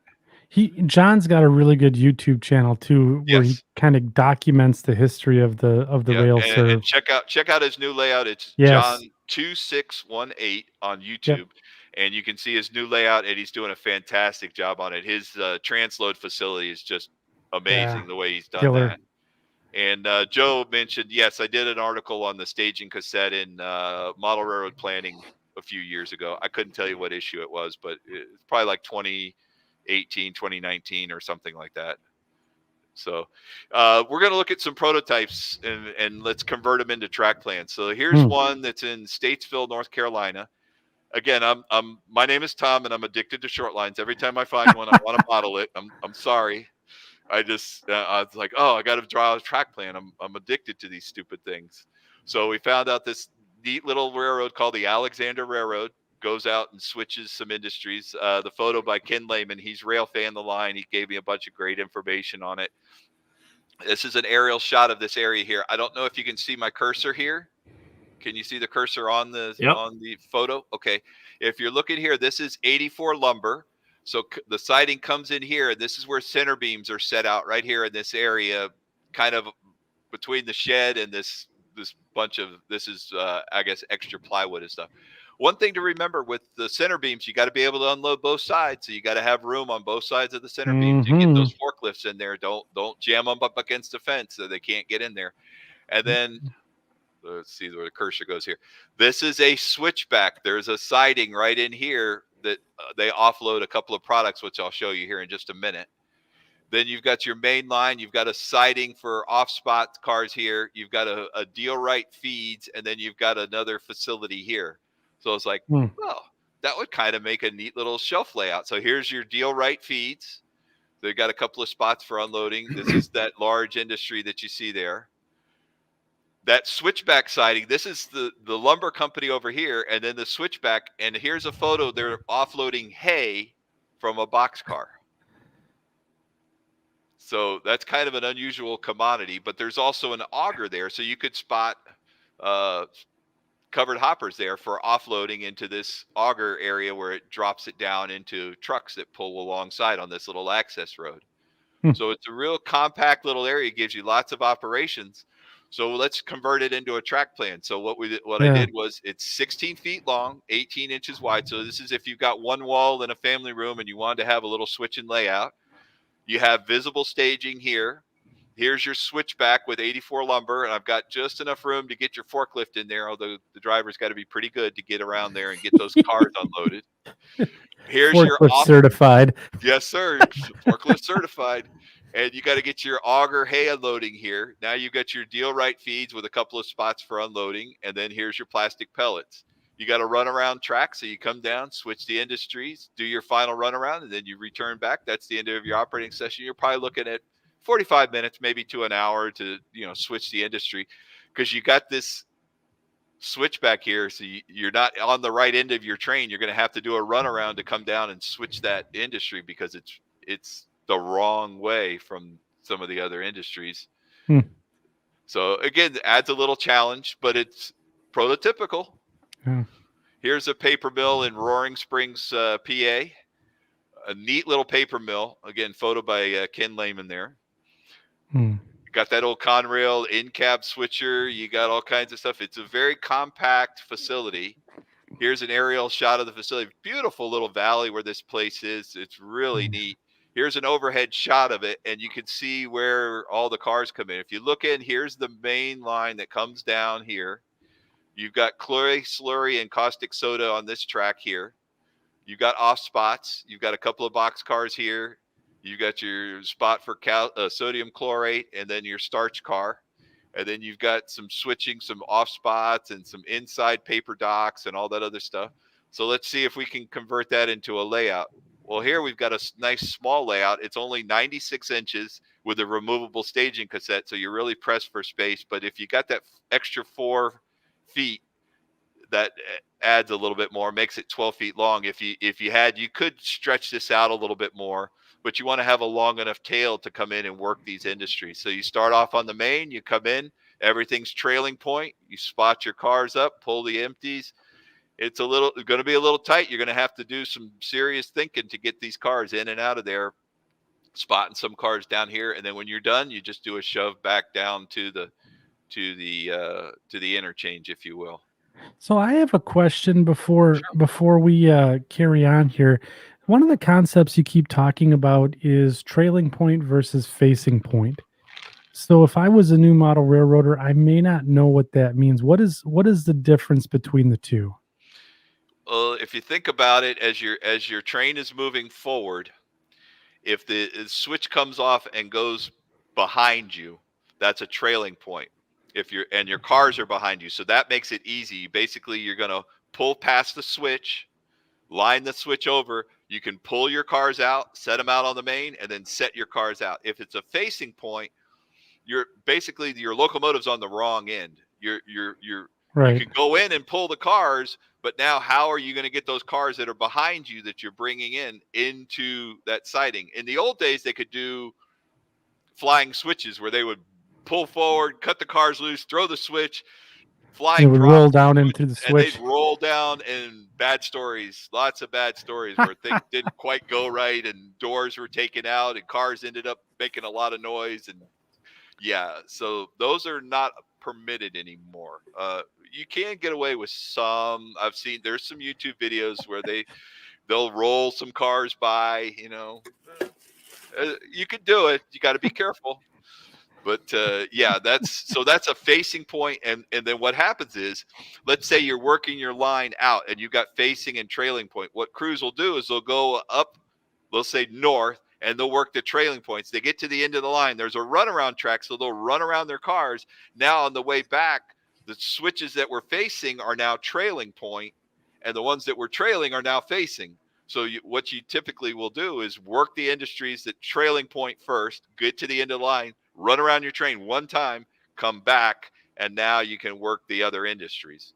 And you got to have your cars blocked, right? You need a crew that knows what they're doing, or you'll be there all day, right, Mike? Yeah.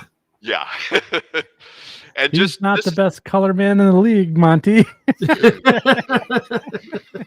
Yep. So if you look here at the photo, just remember this.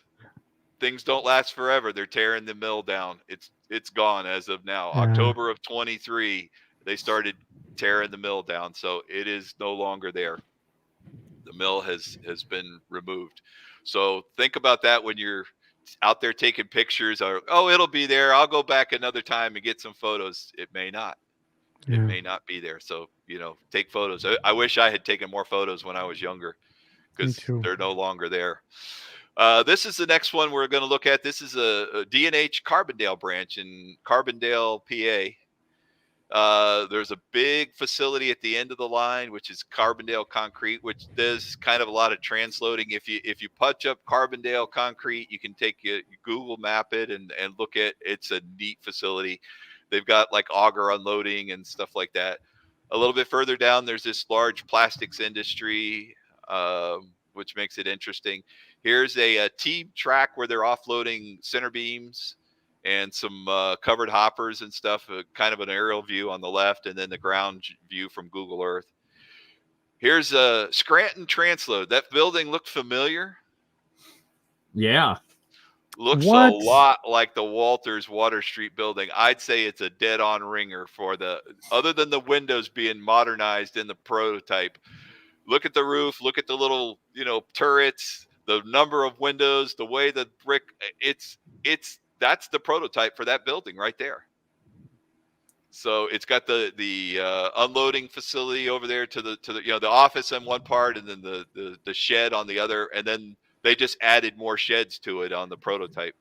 So if you get that kit, you could just add another shed, and you could make this building.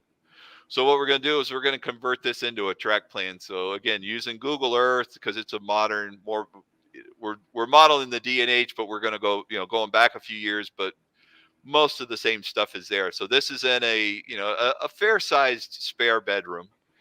Wanted to keep part of the room open for a workbench and, maybe a bed or a desk or something like that. So there was some limitations on the track plan design. So I've got your Scranton Transload over here. This is on a nice. So you're going to do visible staging again, starting off here on the main line with your locomotive there, or you could start off with your locomotive over here at the locomotive shop and come down and pick up your cars on the main line. You got some runarounds. You got a little crossover in here. There's that transload area. It's flipped. It would have been normally on the left. I flipped it to the right. Something else to think about when you're designing your track plan is reach over. If you have a tall building here and you're trying to reach over it to get to the switches or industries on the other side. So I prefer to have lower profile industries towards the aisle side, so it's easier to reach over. It doesn't always work that way, but it's something to consider when you're doing your track plan. In that back corner over there, I put the plastics facility, and want to model the primary industry would be a photo backdrop on the wall, because on the prototype it's up on a hill. So you could model a hill using a photo and stuff, and just have the unloading section there down on the layout. And then you've got the large Carbondale cement plant over at the end. You got some nice long runarounds. Again, lots of restrictions. This is a decent size room, but not huge. All right, next we're going to go into Stephen Floyd's Southern Railway Sylvania branch. This is modeled off of a town in Georgia called Sylvania, surprisingly. And if you look over there, there's some maps that he was able to acquire. These are the maps as they were showed when the tracks were turned over to the Savannah and Atlanta by the Sylvania Central. So it's gone through a couple of different names, and now it's Sylvania Central has now been absorbed, and then it was taken over by Southern. Ultimately, it became part of the Southern. So he was able to get some track plans here. These are some photos that you can see today if you go to Google Earth. My friend Steven went out and took some pictures. This is kind of a neat building over here. This is where they tip the trucks up to offload the product into the bins. So it's got a big slope on it, and the whole truck tips up, which is going to be kind of neat to model. They've got a Sylvania Peanut. Some of these are no longer rail served. Some still are, but occasional ready mix concrete. You've got a Gold Kiss, which is another grain facility. You've got this other warehouse and a grain facility. And this is an aerial view that was taken off of Google Earth. This is pronounced Batachet warehouse. Okay, it's now something else called Elk Lighting, but there is a siding that comes in here, and it's a large facility. You can kind of judge by the size of the roads and some of the buildings and other structures. Here's a farm services building here. There's a siding there. Then you come down here. There's Millhaven Company, which is a grain facility or farm products. It blocks the siding for access to the warehouse down here. So you've got to pull those cars to be able to get down here to switch this industry. So it creates a little more work. Over here is Gold Kiss, which is another rail serve, no longer rail serve facility. So you can kind of see how this will lay out into a track plan. Steven's got a good size room. He's got 26 by 16. Cool. He didn't put a helix in it. He didn't put double decks. What he wanted was just a relaxed branch line type of operation. If you go to my website, I did a blog post on his layout, got some pictures when I went down and visited with him and operated. You start off in staging. This is part of his workshop, so it extends in there. You can build your train. The day that we operated, the train was already built and blocked in correct order. It'd be more prototypical to have the train not blocked, and so your crew would have to start off the day blocking cars in the correct order. So you come out of here. This is a former crossover that used to cross the main line. It no longer crosses. It's abandoned, which is kind of neat to see the tracks in the weeds and stuff all overgrown. So you're going to come down, and now what you're going to do is you're going to shove down this track here to work these industries. There's that industry that you got to move those cars. Here's the Batachet company, another farm company down here. So you've got a couple of spots here. This is a very large industry. Here's Gold Kiss. So all of these are trailing point. This is a facing point. So now how are you going to switch that industry? Well, what you're going to do is you're going to work it on the way back. You're going to skip it for now, work your industries, come on up the line. Here's a fertilizer dealer. Sylvania Peanut is a facing point. So you're going to work your way all the way up. Here's that David Reed company, which has got that track that snakes between the silos and then comes down to a couple of warehouses here. You get to the end, you run around your train, you switch the pulpwood wood yard over here, and now you're going to return back down, switching now what is the trailing point industry here, and now this is a trailing point industry. I worked the job with Steven. We took our time, worked the line. We started here. We worked our way up. We got to here. It was a little bit over an hour. We hadn't even made the return trip back. So figure another 30, 45 minutes, at least, maybe an hour. And that was having the train blocked already. Nice little simple branch line, couple of trains, one train a day. If you want to run another operating session, you restage over here in the staging area. You run the same job again. Changing the way that number of cars are picked up and set up changes the whole operation. And then we got one more picture here. This is his pulpwood yard. Look at the weathering that he did on that building. Yeah. This is what it's going to look like. Wow. He's done that area. Beautiful. That's at the end of the line. That's that wood yard at the end of the line. Look at the size of this industry here compared to the two boxcars. That looks prototypical. That is realistic because it's not even really 100, 1-to-1, but it looks like it would be rail served because this is a huge industry. So he mocked it up with some cardboard, foam board, poster board, whatever you want to call it, to give them an idea of how large that industry is. All right, we're going to keep moving along here so we can mosey on here. This is a friend of mine who's modeling the Southern's Murphy branch, which is also the L&N Murphy branch. Both railroads interchanged in Murphy, North Carolina. I was able to get a hold of some Sanborn maps of Murphy, North Carolina through a good friend of mine. He had copies of them. So we used those to determine the track plan. Here's that Y I was telling you about, that the train, this is the L&N line. It comes in here, makes a hard left-hand turn, has a Y over here. It's got an industry on it, another industry over here, and then it goes across the river, and then this is the river here, and now it goes into Murphy, North Carolina once it crosses the river. This is where the L&N had their depot and warehouse, freight depot, and passenger depot. And then this is the interchange track that interchanges with the Southern. So we continue on down the line a little bit. Now this is the Southern's railway depot, which connects up. It's backwards. It's hard to kind of get a feel for it. But anyway, once it leaves town, it goes over a river, and then there's a large lumber facility over there. So what are my layout design elements that I'm looking at? The interchange there in Murphy, North Carolina. The interchange between the L&N and the Southern was the key thing that the gentleman wanted with his track plan. So what we did was, again, a large room in his basement. He's got a recreation room. That wasn't negotiable. He's got to keep that. So we start off over here in Blue Ridge, Georgia. visible staging. So you start with your train here. This is the L&N side of the layout. So you start here. There's a Y here, which is what's on the prototype, but I only modeled the one leg of the Y. The other legs of the Y are just dummies. They go into the backdrop there. So you take the Y, you go across the river, which is that bridge. There's a nice bridge right there that goes over the river, goes into this depot, which is where my model train club is in Mineral Bluff. The depot was no longer passenger and freight, but another industry had taken it over. So they did receive cars.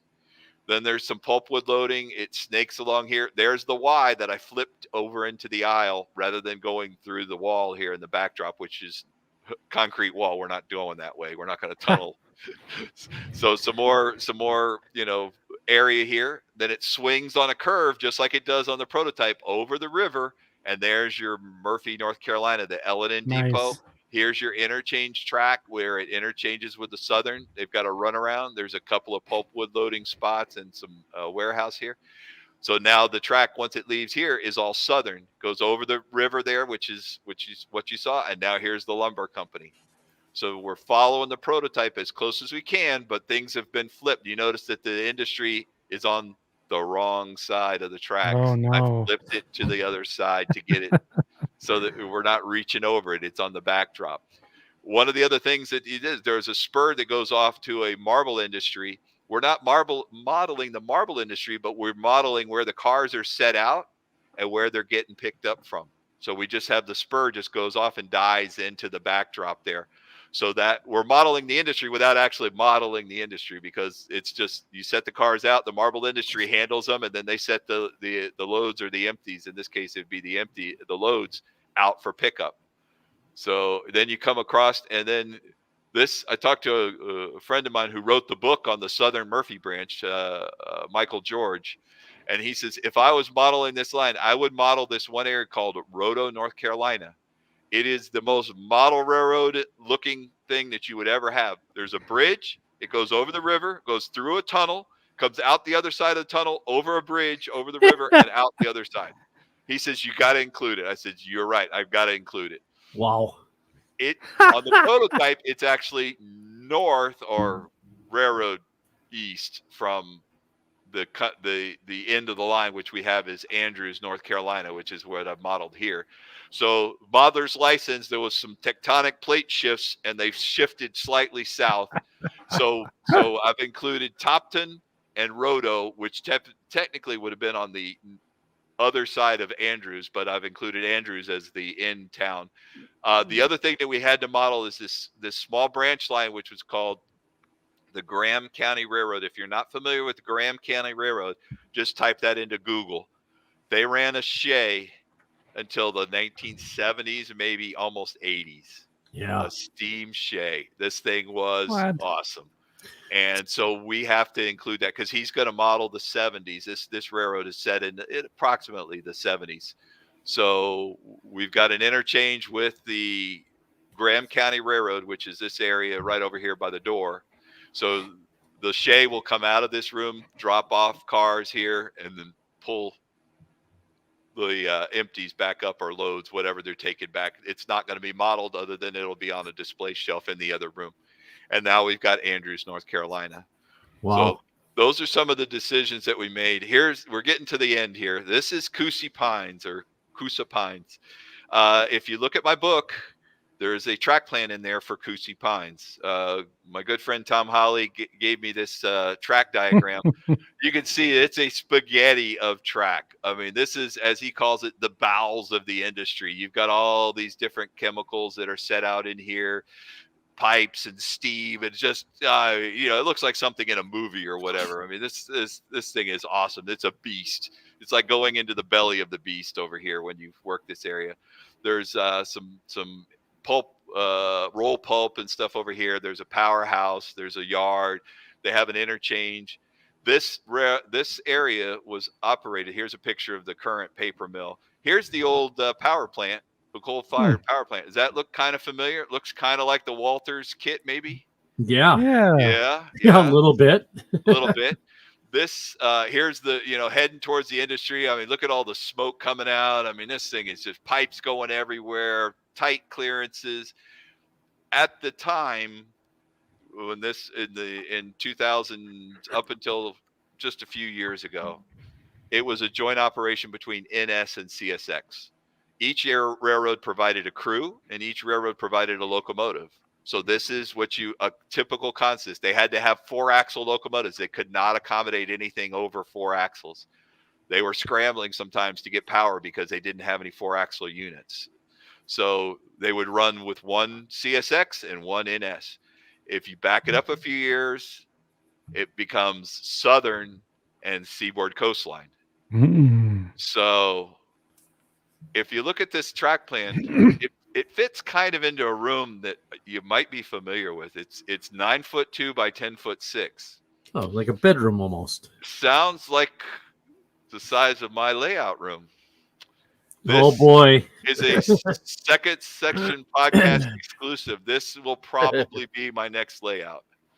What? When Georgia Northeastern goes away, which I'm giving it a couple of years, the layout will be scraped clean. Michael finally get to run his saber saw in there and chop my layout up.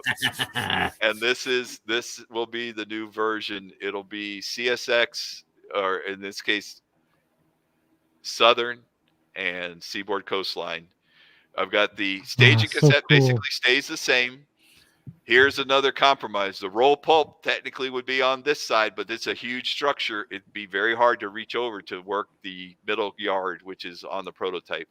I'm able to, if I backdate it, the power plant ran back into we'll call it the time that the 1980s, which will be the era that I'll be modeling prior to the day of great sorrow, as someone has put it, when Southern no longer existed as the Southern. They became part of the NS. So this is they had coal-fired power plant, so they needed coal cars. They took pulpwood and wood chip cars. Now they don't. Everything is brought in by truck. You've got all your chemicals here, all your offloading of chemicals, and then you work your way down. And at the end, here's your interchange with the Seaboard Coastline. On the prototype, there would be a track curving off this way, which would interchange with a Southern. So it's just going to have to be, fiddled into the staging cassette. So there's the next. Still got some open space, and if you'll notice, the peninsula was removed. Gives me a lot more room. Again, less is more. I've cut out some stuff. I'm trying to follow my own advice, as difficult as that may be. Dang. So you're seeing it for the first time. That's really cool. This is proposed. I like it. Proposed. I'm starting to collect equipment and things that I need right now, because if you wait until you need it, you may not find it. You may not find it. So I'm right. Adding to my collection. But this is again the next version. And again, let's go into the part that everybody's been waiting for. Maybe a drawing of the book or something. Yeah, let's do that. Let's do that right now. So for all our folks in the section crew that are out here, all 150 of us, wow, we are going to I'm going to go ahead and start collecting comments. And the comments that we're going to be collecting is going to be #Trackplan. Oh, can I enter? Can I enter? You can, but I'm going to disqualify you. So go ahead in the comments section of the live stream this evening. Go ahead and add in #Trackplan, and this will get you entered into the drawing for the right side. Here, let's pull Tom up there on the big screen, building the right size layout. So I think I'm going to enter myself, but we're just so you know, Tom, we are keeping track of all the people that have entered. Okay, I'm watching all of them. I got writing all their names down real quick. I'll have to watch it maybe on the replay. One of the very first comments of the show, somebody asked, "Hey Tom, what's with the O-scale stuff behind you?" That was a precursor. That's sneaky That's sneaky slipping that in like that. You know, it's all Southern equipment. It's Southern equipment and everything else like that. It's like High hood, little beautiful high hood. Yep. little high hood right Pulpwood there. car. Pulpwood Tank car, car. tank car. I mean, Yeah. that was pretty slick there, Tom. I tell you what. Got to get up pretty early in the morning, right? Pretty early in the morning. I remember the pre-show meeting, and I'm going, what is he said he's gonna make a change to the background here, and I'm going, Yeah, like, what is he gonna do? And then I saw that, and I still didn't pick up on it. I'm still slow on the uptake. So yeah, that's awesome. So we'll have to keep an eye on so you're gonna post all those updates on your website then, huh? When the Georgia Northeastern Well, that's comes to we'll its see. demise. And again, that's something else I'm considering is whether I want to keep my website going or not. You know, I'm going for a few more months, and then we'll kind of see where it goes. Might transition over to Facebook. I don't know yet. So you know, it's one of those things. We may have to, you know, not. One of the things to remember is no layout lasts forever. You know. Yeah. Things change. The smaller layout allows you to, you know, change. There's so many neat layout railroads out there to model. It's like, you know, am I going to stay with this thing forever, or do I want to do something different? And you know, I want to amortize what I've got. So I'm going to keep it for a while. I'm gonna operate it. I've been enjoying operations and stuff. I went down the other day and just ran a train and switched some cars at the Marble Industries and enjoyed a nice hour to 2 hours of just switching cars and just kind of hanging out, you know, listening to some shows and stuff. Yeah. So it's, you know, it's good, but you know, but there's, you know, that's something else to consider. Are you a builder? Are you an operator? Are you a little bit of both? I mean, you know, you look at Pelle Soborg as an example. I wrote to him one time and asked him, you know, do you operate the layout? His answer was not really. He's a builder. He enjoys building. And that's his thing. And then once it's built, it's kind of the fun is over. So, you know, if you're a model builder and you enjoy modeling and building structures, scratch building and doing stuff, maybe that's the thing to do is, you know, build the layout. When it's done, sell it, move on to something else, do something else that you want to do that maybe you've never done before. Maybe even S scale. Maybe. Ooh. Or O scale. Or O scale. Maybe. I tell you what, we're O scale in the crystal ball. Maybe I'm holding back a little bit here too. There may be something O scale coming up. We'll see. All right. It's hard to beat the sound in an O scale locomotive. I mean, That's it true. vibrates your coffee. You can watch that coffee cup vibrate on the layout bench. I was working on one for a friend of mine and fired up that decoder, and the wife was in the other room. She goes, "Ooh, that sounds good." I'm like, "Yes, it does." It was O scale, and I put a nice big speaker in there, and it's very tempting. I actually considered going to O scale instead of doing S but I just didn't feel I could. I mean, that's a lot of you need. Yeah, even to do it's man, and we were just at a show in Madison, and I tell you what, there was a lot of O scale stuff there, and once you pick that up, I'm like, oh, this makes my S scale stuff feel tiny. Right out loud, this stuff is huge. The weight on this locomotive, I mean, you pick it's no joke. Serious weight. I mean, serious. So who wants to give away a buck? Yeah, let's do. So a lot of people already have it, which again, thank you guys for buying it. I really appreciate it. Again, it's humbling to have so many people have bought the book. I mean, it's amazing. I figured they'd sell, 3 copies, the 3 to me, Yep. All right. So we'll hit the button here. Let's draw this. See what happens. We got all. Okay, I'm writing down all those names. Uh-oh. We're writing them down. On me.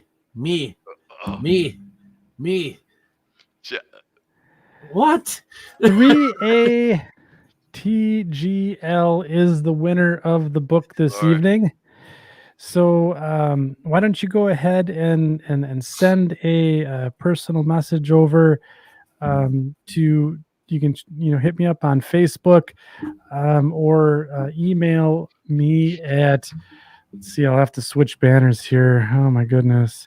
We'll have to go to secondsectionpodcast@gmail.com with your information, and I will get that along to Tom, and we'll get that shipped out as soon as possible. Yep. So, Get that. yeah. Thank you guys. Thanks for everybody. And again, if you didn't win it, you can pick them up on various places. So hopefully you guys will pick them up. If not, that's okay too. Yeah. So, all right, very good. So we're going to move right into our next segment here to keep us going this evening, which is going to be short line of the show. So we'll do a quick, I guess, TV break here to introduce the next segment, and Mike's going to take over the show here. So sit tight as we bring up the.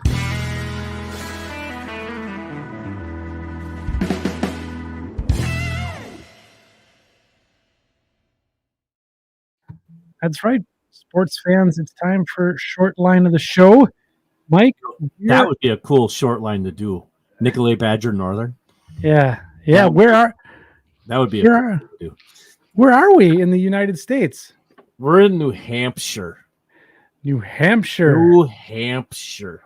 All right. Yeah, and okay, so this short line was actually inspired by Jim Wiggin. Jim Wiggin at Athern. At Athern. Yep. Because Athern announced, and we'll get to it, but they made an announcement for a locomotive of this short line in their latest series of pre-orders that is coming up. So, I thought, hey, why not do that one? Yeah, might as well. Well, this short line is really, and Tom, you did a little bit of behind the scenes research on it. This is not an easy short line to figure out what's going on with. I mean, there's been railroads that look like there's nothing going on and there's all sorts of information. And this is a railroad that at one time it was rather extensive, yet there's almost no information out there about how anything really ran. And now it's tiny. And there was also some legal issues at one point. Yeah. Drama. Yeah. All right. I'm going to do my little presentation flippy thing without trying to get to the. We're going to do that in there. Ray's right. It's the Mount Washington Railway. You hit it on the head, Ray. Yeah. Remember all comments. Oh, yeah. Hey, don't laugh because that railroad's getting mentioned. Here we go. New England Southern. New England Southern. Yes, and you notice there's two logos, and there's a reason for that. There's a reason for that. We'll get into that. Foreshadowing. Well, sort of. You can kind of see why there's two logos in the one on the right. If you know your railroad heralds. So, New England Southern reporting marks are NEGS. It began operation in 1982. It's the former Boston and Maine White Mountain branch is what it was called. And after. Yeah, I think it's 1974. I think it was 1974. The Boston and Maine filed to abandon the entire line. Well, there was a bunch of, crying from and begging basically from all the industries on the line to have rail operation, and the state of New Hampshire bought the line in 1975. Now, between 1975 and 1982, there were 3 different short lines that operated, and you see there the the longevity of each one of these railroads. The Wolfboro Railroad only lasted a year. Goodwin Railroad was 3 years. North Stratford Railroad was again 3 years, and then after 1982, the New England Southern started. Then in 2020, the New England Southern was purchased by the Vermont Railway System. Hence the logo. With the mountain, the upside down V's is the mountain. That's the Vermont Railways. That's their logo. That's what they're known for and everything. So now this is where all right.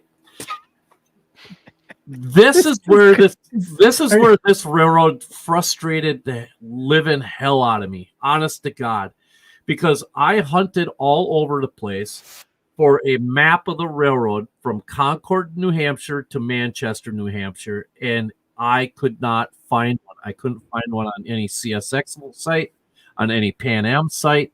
I could not find one. Well, ish. Yeah. So the current, as you can see there in the red bracket, that is where the current NESG is. The New England Southern currently operates, is between Concord and Lockmere, New Hampshire. That's it. At one time, they went all the way up to Lincoln, and then they went all the way as far south as Manchester. But there was very little business, from what I understand, on the line up to Lincoln. And so I'm going to screw this up. Winnipesaukee. You got it. Being from Wisconsin, that shouldn't be that hard of a name to come up to say. I mean, look at the names of towns we have. Winnipesaukee Scenic Railroad runs and operates there out of Meredith, and they operate quite a bit of that. And then the Hobo Railroad that Ray was, talking about, is up near Lincoln and comes down south. I'm not sure how far they go, but they do run on the line as well. Now, I got this off of a New Hampshire Department of Transportation site, and it shows, I just kind of cut a piece of it out so you can see where it goes between Concord and Manchester. It says that green, solid green, it shows it being owned by Pan Am now. Well, Pan Am is now owned by CSX. So that is now a CSX line. And then you can see there where they have it kind of bracketed where it shows between Concord and then Lockmere there, where the New England Southern runs. Okay, so this is an all-time motive power roster, and they have had some very interesting, very, very interesting power. They started out with, you can see here where there's 2 locomotives, the GE 44 tonner and the S1, the Alco S1. Those were back in 1982. Those are the locomotives they started with, and they were owned by the state of New Hampshire, actually. Really? Yeah, it was actually pretty interesting to find that out. And I've got pictures of every one of these. Believe it or not, it was that was actually the easiest thing to find, was pictures of the power. So that's kind of what this is mostly based off of. Here we go. Here's it's a former U.S. Army locomotive, and it says NES, but the actual reporting mark should be NEGS. And it's kind of funny, that blue hopper in the back. I've heard that, I read somewhere on a I don't remember the site that I saw it, but there was a whole thread about 4 or 5 years ago about that hopper, and the fact that hopper still existed in the same location. Something along those lines, where that blue hopper had been on the line for decades, never moving. So there you go, Tom. Talk about that for old equipment that is just derelict on a piece of that, part of a piece of track is still being used. Obviously, you can see the S1 in the background, and then the hopper. So you have like a design element there that while that hopper, it's in the way of everything, right?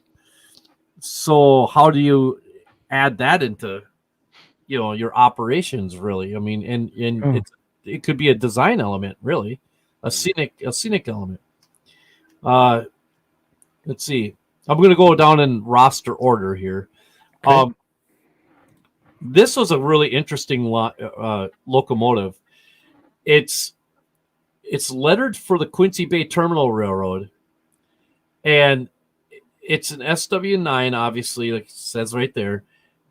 Never repainted for New England Southern.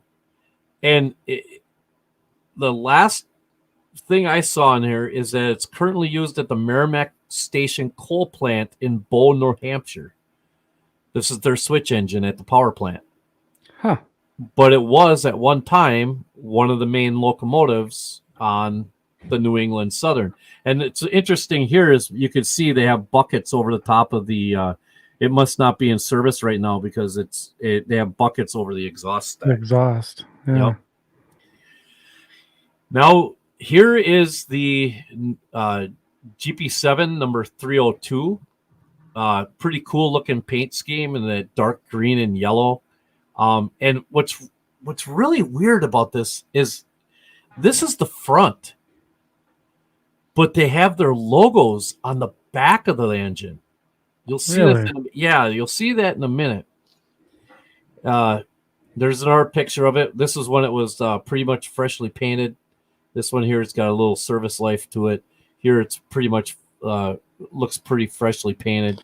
It's weird. It's a green It's just a regular green Jeep, almost like an army, like a lighter shade of army green, maybe. Yeah, and then it's just got a yellow stripe running right down the middle of the short hood and the long hood, but not on the cab. Yeah, very similar to the way the WC, the Wisconsin Central, had, but they stopped painting it for some reason. Yeah, and then they got a real snazzy plow on the front with some cool chevrons on it. Chevrons on the plow, yeah. This is like my 7-year-old son dressed for school. That's what he wore out the door today. And so here's what I'm talking about. Yeah. Here's the GP18, former Rock Island number 1341. This one is a Rock Island unit as well, number 438, which I thought was kind of neat. But there's the logo on the rear of the locomotive again, and now they've added that whole, the entire map of the New England area to the GP18. And if you look, the colors of yellow are different on the stripe. So it's almost as if that was put on as an afterthought of the whole thing. This is a very interesting. I'll be interested to see if go ahead. So Sue the Milwaukee Road says they don't run long hood forward? No. This is the back of the engine. The F is on the other end, on the short hood end. So they run, short hood forward. Here's another photo of it. Then a few years later. One cool thing is about their locomotives. Now, I don't see it on the GP7, but on the GP18, they have a pair of strobe flashers, one on each side of the cab. You can see it right here. Oh, yeah. And it's a pretty classic GP18. Bells right here, kind of, Yeah. So, I mean, nothing really fancy about it. It's just that's their GP18. Yeah, that's pretty slick if you ask me. It's a cool looking locomotive. The 18 is, yeah. Yeah, the GP18 is really neat. Here's another picture. Here's one of the front with, they're obviously taking the same time as that other photo of the 302, but here the F isn't even on here yet. And it is like the weirdest colored green because look at how it faded. Or do you think maybe this was repainted? Because look at the red. The red isn't on any of this one. On this one, when it was originally painted. So they obviously repainted it into a lighter shade of green. Potentially, maybe. It's the ugliest green I've ever seen. It is. That one there is terrible. It's a horrible color green. I have at least 3 shirts that look that way in my closet. Yeah. I guarantee it. Yeah. Doesn't it look almost like a variation on a Pullman green? I guess. I mean, I'm trying to make it sound classier than it actually is. It's terrible. It's pretty bad. I mean, it would not be my first choice. I'm sure that there's a lot of people that really like this color, but I'm sorry, I am not on board with that. So they also at one point have operated a former Conrail GP10, and yes, it is a GP, or it is actually a Paducah built GP10. It was built for Conrail by the Paducah shops, former New York Central GP9, and so this was one engine that was kind of hard to find any good photos of. This one, there's this one, and then nope, that was it. And that's it. That's it. Yep. Yeah. That's all you get. So here's the only photo I could find of the S1, and it's a former Portland terminal locomotive. Portland, Maine. Mm-hmm. It says New England Southern on the side, and it's actually kind of a neat looking little locomotive. It would be, the S1 is just a cool little engine in the first place. I mean, it's just it's one of my favorite Alcos. That one and the S4 are two of my favorite, Alco switchers. But anyway, I got a little soft spot for those, even though I don't own one. But I think they're pretty neat. Then they also ended up with a GP39-2. Wow. Yeah, that's a pretty big power. That's a pretty big piece of equipment for such a little railroad. But they needed it apparently. Got to move freight. This is a former MKT unit, so that's actually kind of neat. Now, this engine had a really rough life on the New England Southern, like quite literally rough. Like it ended up like that. Oh dear. Yeah. So apparently the way the story goes is that they were going down the main line, that the conductor and the engineer ended up with some scrapes and bruises and stuff like that. Yeah, conductor basically was perfectly fine. The engineer ended up going to the hospital and then released a day or two later with some minor injuries. But I'm hearing myself again. I got it. Okay. So I was just like, hey. Tom's doing stuff. Don't worry.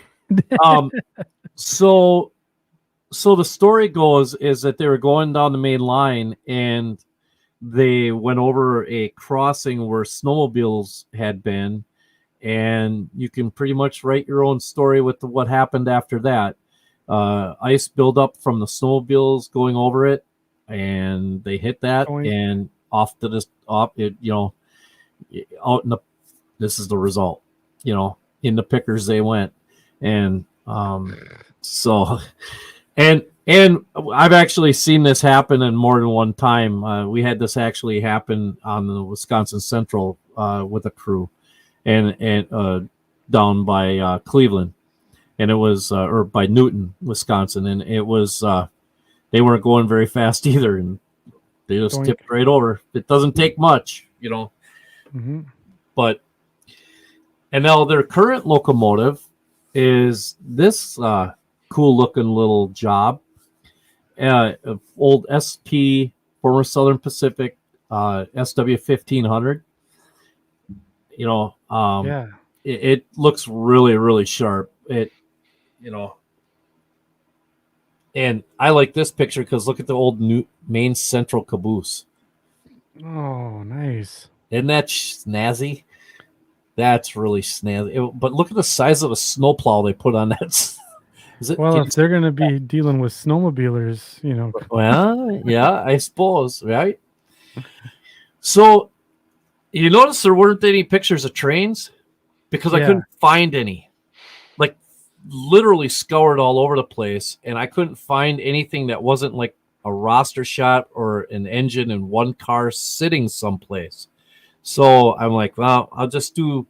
Typically, I try to. You guys all know how I like to do these. I feel bad because I wanted more in-depth operations with this. This is operated on an as-needed basis right now. I think they're at possibly 2 or 3 days a week. They run from what I understand, from a kind of piecing together. So.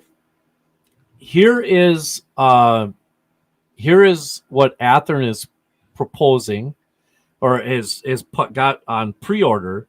They're going to be shipping these engines out on June of 2025. They're doing the 503. Obviously, they're doing it in the other green, not the as painted Pullman green, Brunswick green, whatever the heck color you're going to call it, green. So this NATO is the green. NATO green. Yeah, NATO green. So, but they're doing it in this one, and so I included the link there. Obviously, just pause the show, and then write that down or enter it into your phone and everything, and it should take you right directly to the pre-order page or the page that's for the New England Southern locomotive itself. And it looks like they're going to include the strobes on here, which is really kind of neat. So now, awesome. Tom went ahead and did a little bit of a layout design for this railroad, and this is what's really neat. However, in my research, he did the part of the railroad that got returned to Pan Am. So here's the story behind that. Okay, real quick. The New England Southerns had a customer, and I believe it was Blue Seal Feeds. Tom, did you read anything on that when you were doing this? No, I just saw the industry, and it's a pretty substantial industry. It is. Yeah, I believe it was Blue Seal Feeds, and I think possibly that CQ Cement. One of those. It was something to do with those, and then the power plant, the coal area. The New England Southern was starting to make money at this. Well, the line between Manchester and Concord was actually being leased from Pan Am. So to the New England Southern, Pan Am didn't want to run it. But all of a sudden they started making money and had these customers coming online. And Pan Am went to court and won a court case, even though every customer on the line didn't want Pan Am to take ownership back. Every customer on the line protested against it. Pan Am still won the right to terminate the lease with the New England Southern early, thus shortening the railroad and a good chunk of its customer base back to Concord North. And that was kind of a death sentence for the railroad at the time. It was, now it is what it is. It's unfortunate, but this is a really cool track plan. And I don't know, Tom, did you want to walk through this at all and or like talk about some of the design elements that you included into it? Yeah, a little bit. I mean, I went through Google Earth. There's also some YouTube videos. If you go on, just type in New England Southern Railroad. That's kind of where I got some of the inspiration from. There was a ride along. There was a couple of videos, but the one I saw was the guy actually got to ride along with the crew, and they were switching a couple of the industries. So the Blue Seal feeds, and I forget a couple of the other ones. But anyway, I just kind of picked out the layout design elements. And this, like you said, Mike, really nothing north of Concord is there. There's really not much, just maybe the transload area, that kind of stuff. Yeah. So, this just kind of captures the flavor of it. So you've got your interchange there in Manchester. Staying with the prototype, I didn't put any industries on the back side across from the yard. You could, if you wanted to put something back there, or, do a little freelance there. Probably wouldn't hurt the track plan at all. But you have the river there that seemed to be one of the signature scenes, and then the main industries were the cement plant, the power plant, and then the Blue Seal feeds, which were the main ones. There's also a couple of sidings there: the scrap yard and the log yard. The log yard is kind of neat because they load those long logs onto those finger flat kind of cars. And then the transload area, from what I saw, that's kind of now the main industry for the New England Southern is just transloading there, and you got a locomotive storage track. So just trying to get those all in. It's got a long runaround track there at the end, so you could get back around your train, switch the industries, work the yard, and then go back to the interchange. Kind of a nice little layout. As soon as I drew it, I wanted to build it. It is actually a very buildable layout, design. And you could really go nuts with a lot of detail on this one. It's just really, and not only that, but there's some of these structures you definitely would have to dip your toe into the scratch building. That Blue Seal, we'll see that Blue Seal feeds here in a minute, but that Blue Seal feeds, you could really, you could get lost in that just by itself, Yeah. So if you wanted to stay with the New England Southern, you'd have to model before Pan Am took it back, basically. Yeah. What year was that? What was 2020. Yeah. So you're relatively modern though. I mean, you can stay in the early 2000s all the way up to 2020. So yeah, got a decent amount of leeway there with your era choice. Yeah, absolutely. So here's one of the industries. Here's the CQ Cement in Bow, New Hampshire, and here you can see they've got a couple of tracks here. Matter of fact, it goes down. They got a couple of tracks. They got one short little track right here, and then they got a couple of tracks that go into three more. So this is, to get a facility that size into a corner like this is, that whole facility could take up this whole wall almost, right, Tom? Right. I mean, it really could. So to do this is like a smart way of including it.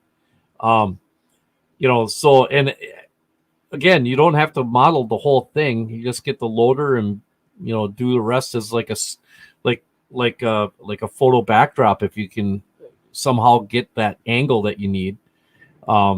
to be able to include that.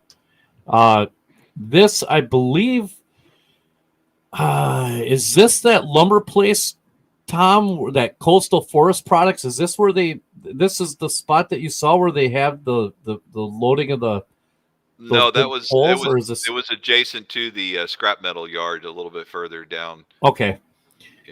Yeah. So yeah, I couldn't find that. But there is this place too if you wanted to include it somewhere. You know, there's a lumber place on there. Here's Blue Seal Feeds in Concord. That structure, that's a big building. And you know, you could see the track is. Let's see, the tracks are right here. There's a couple of tracks. I believe this is a track right here. So I mean, it's a big structure, and it goes up quite a ways. And like Tom said, if you go to YouTube, there are a ton. I shouldn't say a ton, but there are several really neat videos on there. This is that bridge that over the Merrimack River, right? That you were talking about on your. That's a really cool looking bridge. So, yeah, go to YouTube and check them out. They got, you know, your typical Facebook. Just look New England Southern Railroad and Flickr, Railroad Picture Archives, and you know, any other places that you can think of to try to search for them. They're out there. It's just, man, the slim pickings for trying to find a lot of stuff as far as information goes on the railroad. And we go to New Jersey next. Yeah, Sopranos country. All right. Yeah, that's where we're going. So that is your short line of the show. I want to thank Tom for definitely for coming up with that track plan and helping with the assist on that, because that was so cool. That was very, very neat. So well, that was awesome. So thank you, Tom, for putting in the pre-work on the show. That was awesome. So anyways, that was a lot of good information on not only the theory but how to practice the theory as well, on how to build something, you know, like the right size layout, let's say. With a short line, we got some equipment for it. I think it's kind of the full package tonight. So question, I guess any final questions from the section crew here? Let's get those in here for Tom before we tie down for tonight. But I do want to just have a little bit of discussion here. And here's a quick question for Tom from Late Night Model Railroad. It says, question, is Tom open to critiquing track plans if someone has drawn something out, created in any rail, but hasn't started building yet? Sure. Sure. You may not like what I have to say, but I'll give you an honest feedback. Yeah. And they can get a hold of you at your website, right? Go through the website and there's a contact there. Just go through that. That's the easiest way. Yeah. And I'll bring I'll bring that up right here, and I'll throw that in. I'll throw that in the chat there for you. Late Night Model Railroad. So, and he says honesty is best. So there you go.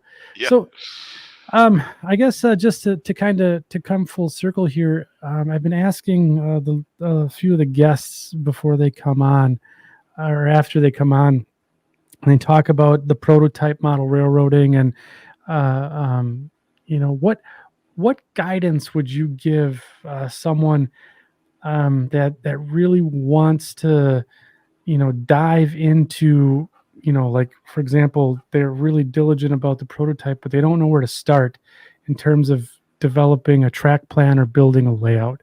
So I know we talked about a lot of it, but if you could give a couple of pointers to my buddy who's sitting like right over here, brand new. He's all, starry-eyed and ready to go. What would you say to him, Tom?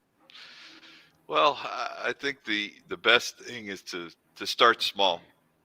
Okay. Start off and work your way up. Basically, if you haven't built the layout before, build a small switching layout before you try to tackle the basement empire that you've been dreaming about for many, many years. Improve your skills, and then find what you like about the prototype. Find something that interests you, that will drive you through the hard parts. When you start struggling and having problems, you want to have a connection to the railroad, and that's one of the things I did was I found something local, or something that maybe you can relate to back when you were a child and you saw you waved to the engineer and you knew this section.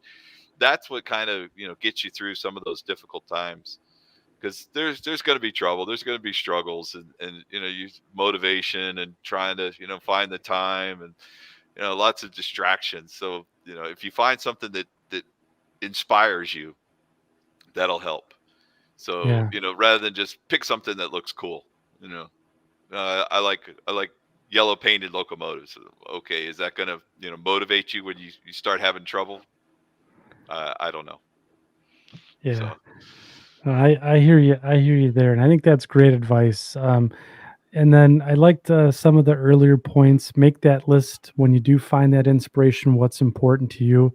I think that was a big takeaway for me. And then, if like the one thing, so like how like when you started getting into model railroading, how did you know what you liked? So you talked about it, that first bullet point, right? Of, do you like, running long trains around in circles? Do you like switching? How did you find that out of what you liked? I think it was a journey, because I didn't know what I liked when I started off. I just Yeah. liked trains. I like model trains, and my first layout was a 4x8, HO scale layout. It was one of the track plans out of the 400,000 4x8 track plan book that you can get from Kalmbach or Atlas. whatever. Yeah, right.